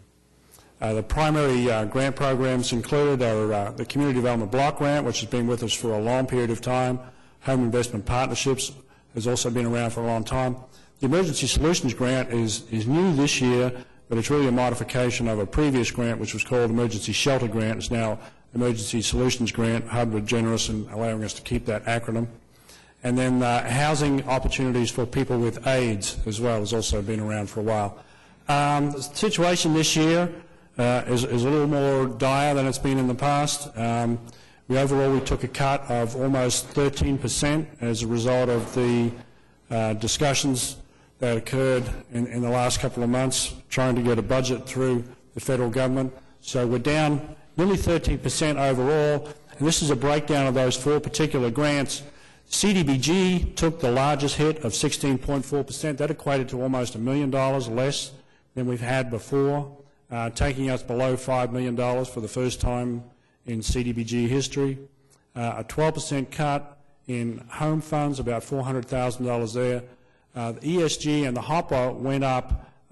HOPA went up very, very marginally, but ESG went up about $100,000, but it only started at $231, so it's still not a huge increase, and I'm not quite sure. It gives you a 50-50 ratio, but certainly not in terms of the funding. The 5-year plan basically lays out what our priorities are for expenditure of the funds, and then the action plan enumerates what those different program activities are every year. We have a fairly extensive approval process for this, engaging the community. We had a citizen input meeting that we had at the council chambers in January. We have the Citizens Committee for Community Development. We have 20 representatives on that committee. They met on January the 18th and February the 15th to consider the content, the proposed content of the consolidated plan. It was then heard by the Neighborhood Conservation Committee and is before you today for approval. Just to go through very quickly in terms of the allocation within CDBG, a lot of the money, because it is a community development housing program, does go to housing. So you can see the housing assistance program receives over $1 million, 200-something thousand to the Housing Authority, and emergency home repair, of which we're always in need for. The Targeted Neighborhood Renewal Program we have introduced to the Neighborhood Conservation Committee. This is a relatively new allocation of how we intend to use CDBG funds. You may recall at the last council meeting, in these chambers where we talked about the paying off the Section 108 program. The intent is that those funds that we have been allocating for that program for a long period of time would now be dedicated towards a targeted neighbourhood renewal program, and you'll hear more about that in the coming months. We're still working on the details for the criteria for selection of neighbourhoods and how we would operate that program, but that's coming before you soon. Share a Fair is a program that we've operated for a long period of time to support largely the blind community who are unable to access general normal transit services, and we also support graffiti removal and then boarding up abandoned housing as well. We provide some assistance to Community Action Agency. They operate various different programs that support the kinds of activities that we do, and they have a Section 108 loan program that they manage for us, and so we provide some administrative assistance there. And we have a 108 loan repayment provision in there to support that particular loan program that they're operating. And then $865,000 goes to the Urban Renewal Authority for slum and blight removal. In the home program, targeted area down payment assistance, this is to enable people to get into a home ownership situation, largely concentrated in the neighbourhood revitalisation strategy area, but there are other target areas that fall outside of that, and then another $200,000 that is much more broader across the city to be able to accommodate eligible households outside of that primary target area. A housing assistance program, another $335,000, and then we're also allocating a relatively large amount of money this year out of the home program, which includes the new allocation plus funds that are carried over from last year to be able to dedicate towards that targeted neighbourhood program so that we can really make an impact in particular neighbourhoods. And then the community housing development organisations, there's a 15% set aside out of the program for that, and that's the allocation that meets that formula for that particular purpose. And then homeless assistance, the emergency solutions grant, but we also have the continuum of care, over $2 million of funds available to support various activities in support of homeless assistance. The emergency solutions grant I talked about is really about trying to get people or to be able to assist operation of the emergency shelters, and then the transitional housing. That's the one of the more difficult pieces of the equation in terms of getting homeless into a more permanent housing situation. And housing opportunity for people with AIDS. These are people with low income, meet eligible criteria. That funding has remained fairly stable over a long period of time now, and that comes to us through the federal government. We work very closely with HUD on all of these programs. It seems like they're in our office a lot of the time, either auditing or monitoring, and but we appreciate they've been very, very supportive of all the programs that we do, and we continually rank, thanks to the staff that I have, and Steve put this together, and Stephen Jarrett, who's an intern of ours, just started with us. They are very happy with the results that we're able to produce every year. We're just a little disappointed we won't have as much money this year. Hopefully that trend won't continue, but we will do the best we can. And I'm happy to answer any questions. Okay, questions for Russell about the CDBG plan? I guess just a comment, if I could. It does such great work, and your staff, I really would like to compliment your staff, Steve. You do a great job, and enjoyed working with you in the neighborhoods. And I think targeting this money is going to be really effective. So, thank you. Thank you. Thanks, Russell. Needs to be adopted as amended. All right, we need a motion to adopt as amended. Second, cast your votes. Passed unanimously. Item 8Q is claims recommended for denial. Is there anyone here wishing to speak under any item listed under 8Q? Tamer Schwab? Yes. Good morning. I will need your name and address for the record, please. My name is Tamer Schwab. My address is 6500 Northwest 127th Street. The address that I'm here to speak about is 3241 Northwest 48th Street. This is a property that's owned by my father. It is a rental property. We had received a phone call from the tenants that the backyard was flooding. When we went to investigate, We brought out different plumbing companies to come see the problem. We hired a very reputable company. They had to excavate basically the entire backyard to get to the line.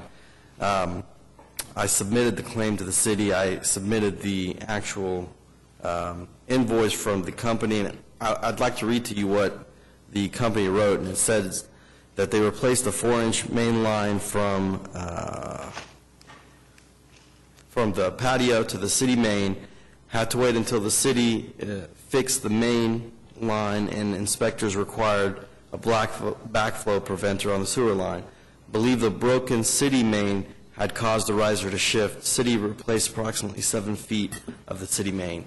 So after we excavated the backyard and found the problem to be right where our line runs to the city's main line, the problem was that the city's main line was cracked.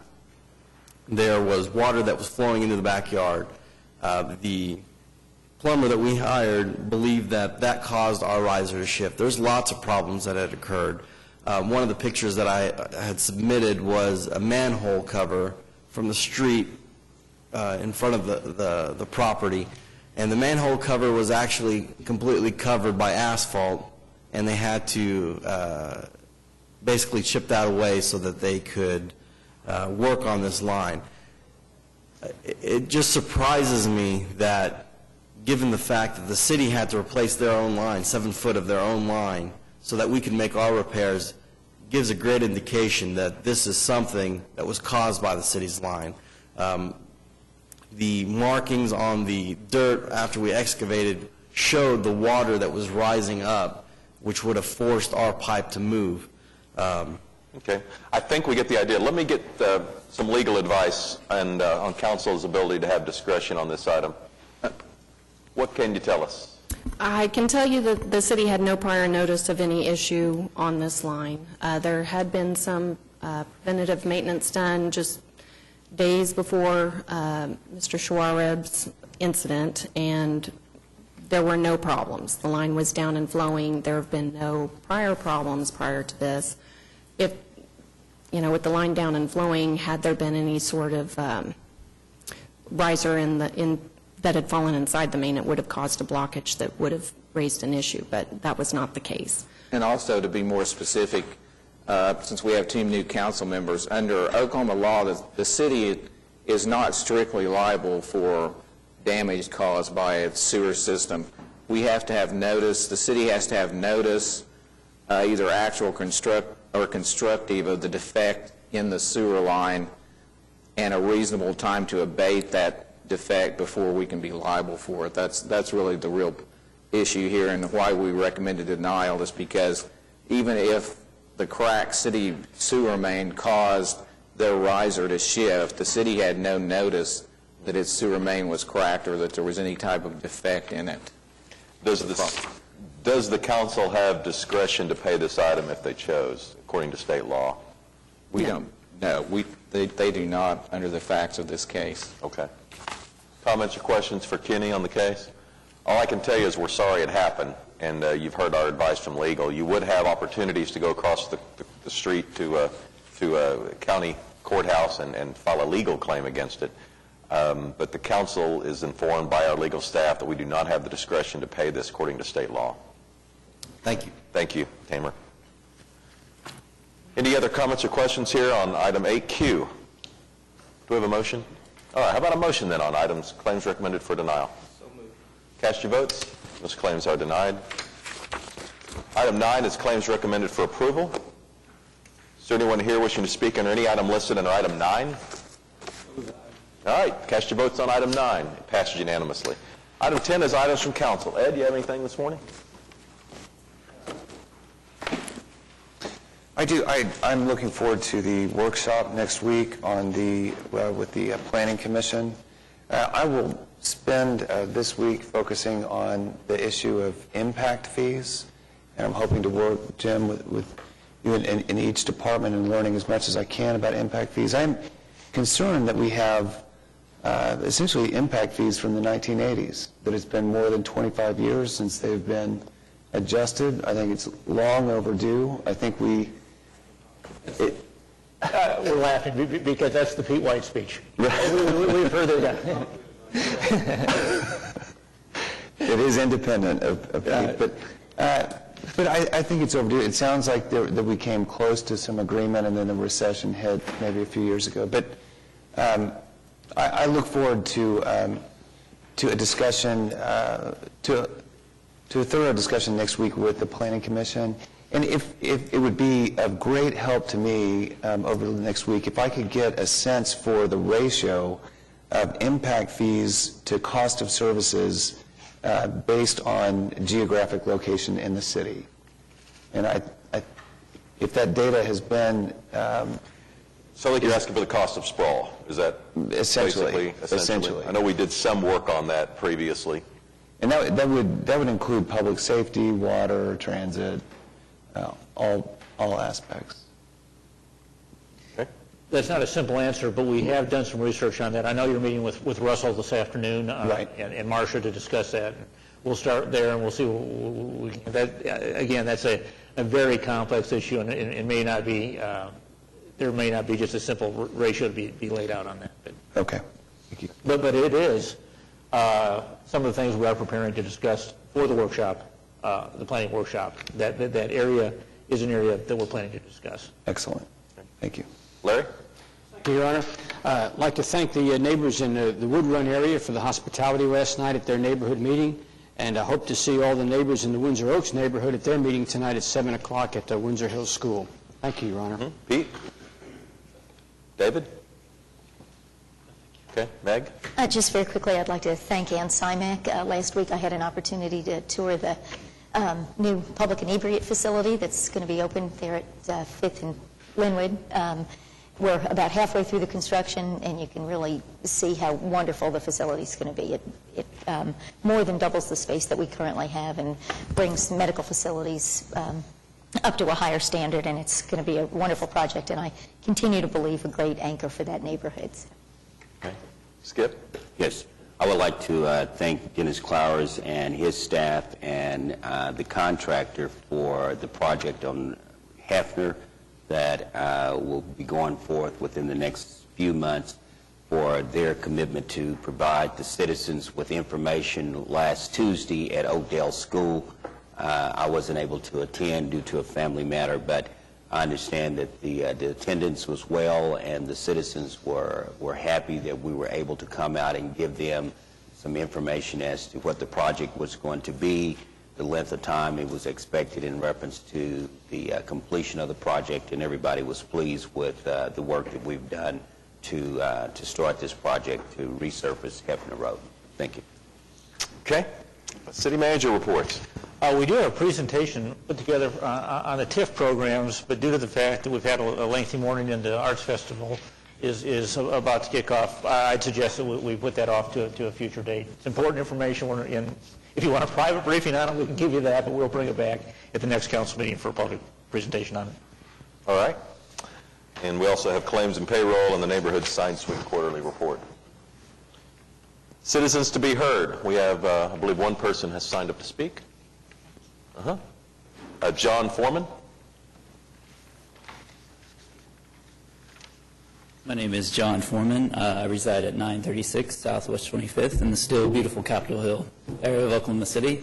I'm here to ask some questions on Project 180 and to comment on several other things. Is this appropriate venue to ask questions? Not really. It's a good place to give comments, but not ask questions. Well, my biggest concern is with the mature trees that are being ripped up, specifically the sycamores and the cypress. I know a lot of them along Walker have been taken up.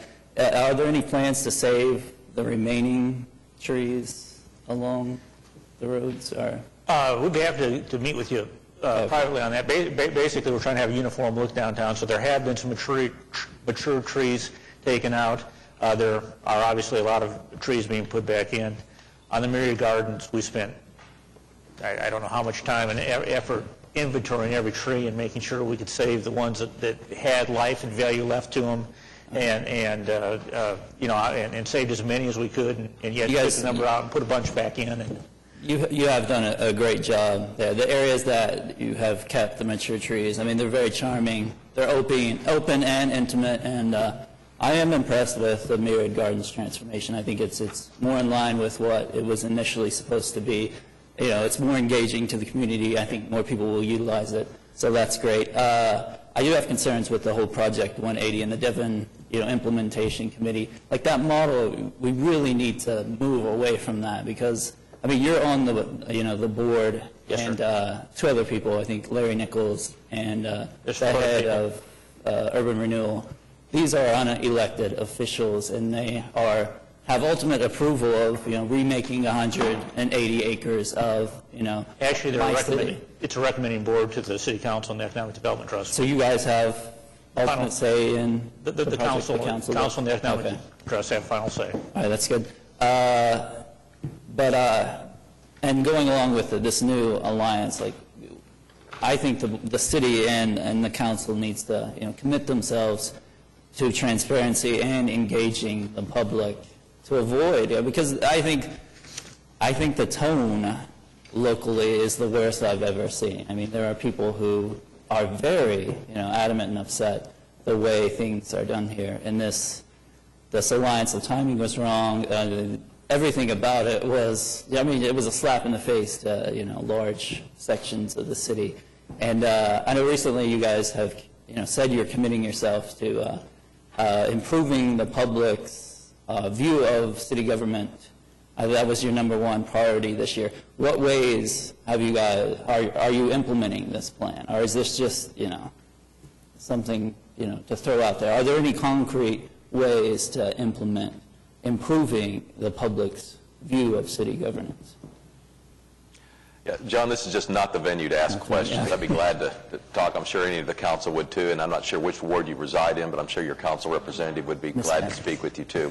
Citizen confidence is very important to us, and our citizen survey shows that we excel in that area, but we're always looking to do better because we know that we need the citizens' trust to be able to do our job effectively. But appreciate you coming down here today. Essential. All right, thank you guys. You bet. Please feel free to call my office. Make an appointment with Boyd. It's 297-2402. All right. I'd look forward to talking to you. Ready to adjourn? All right, we're adjourned.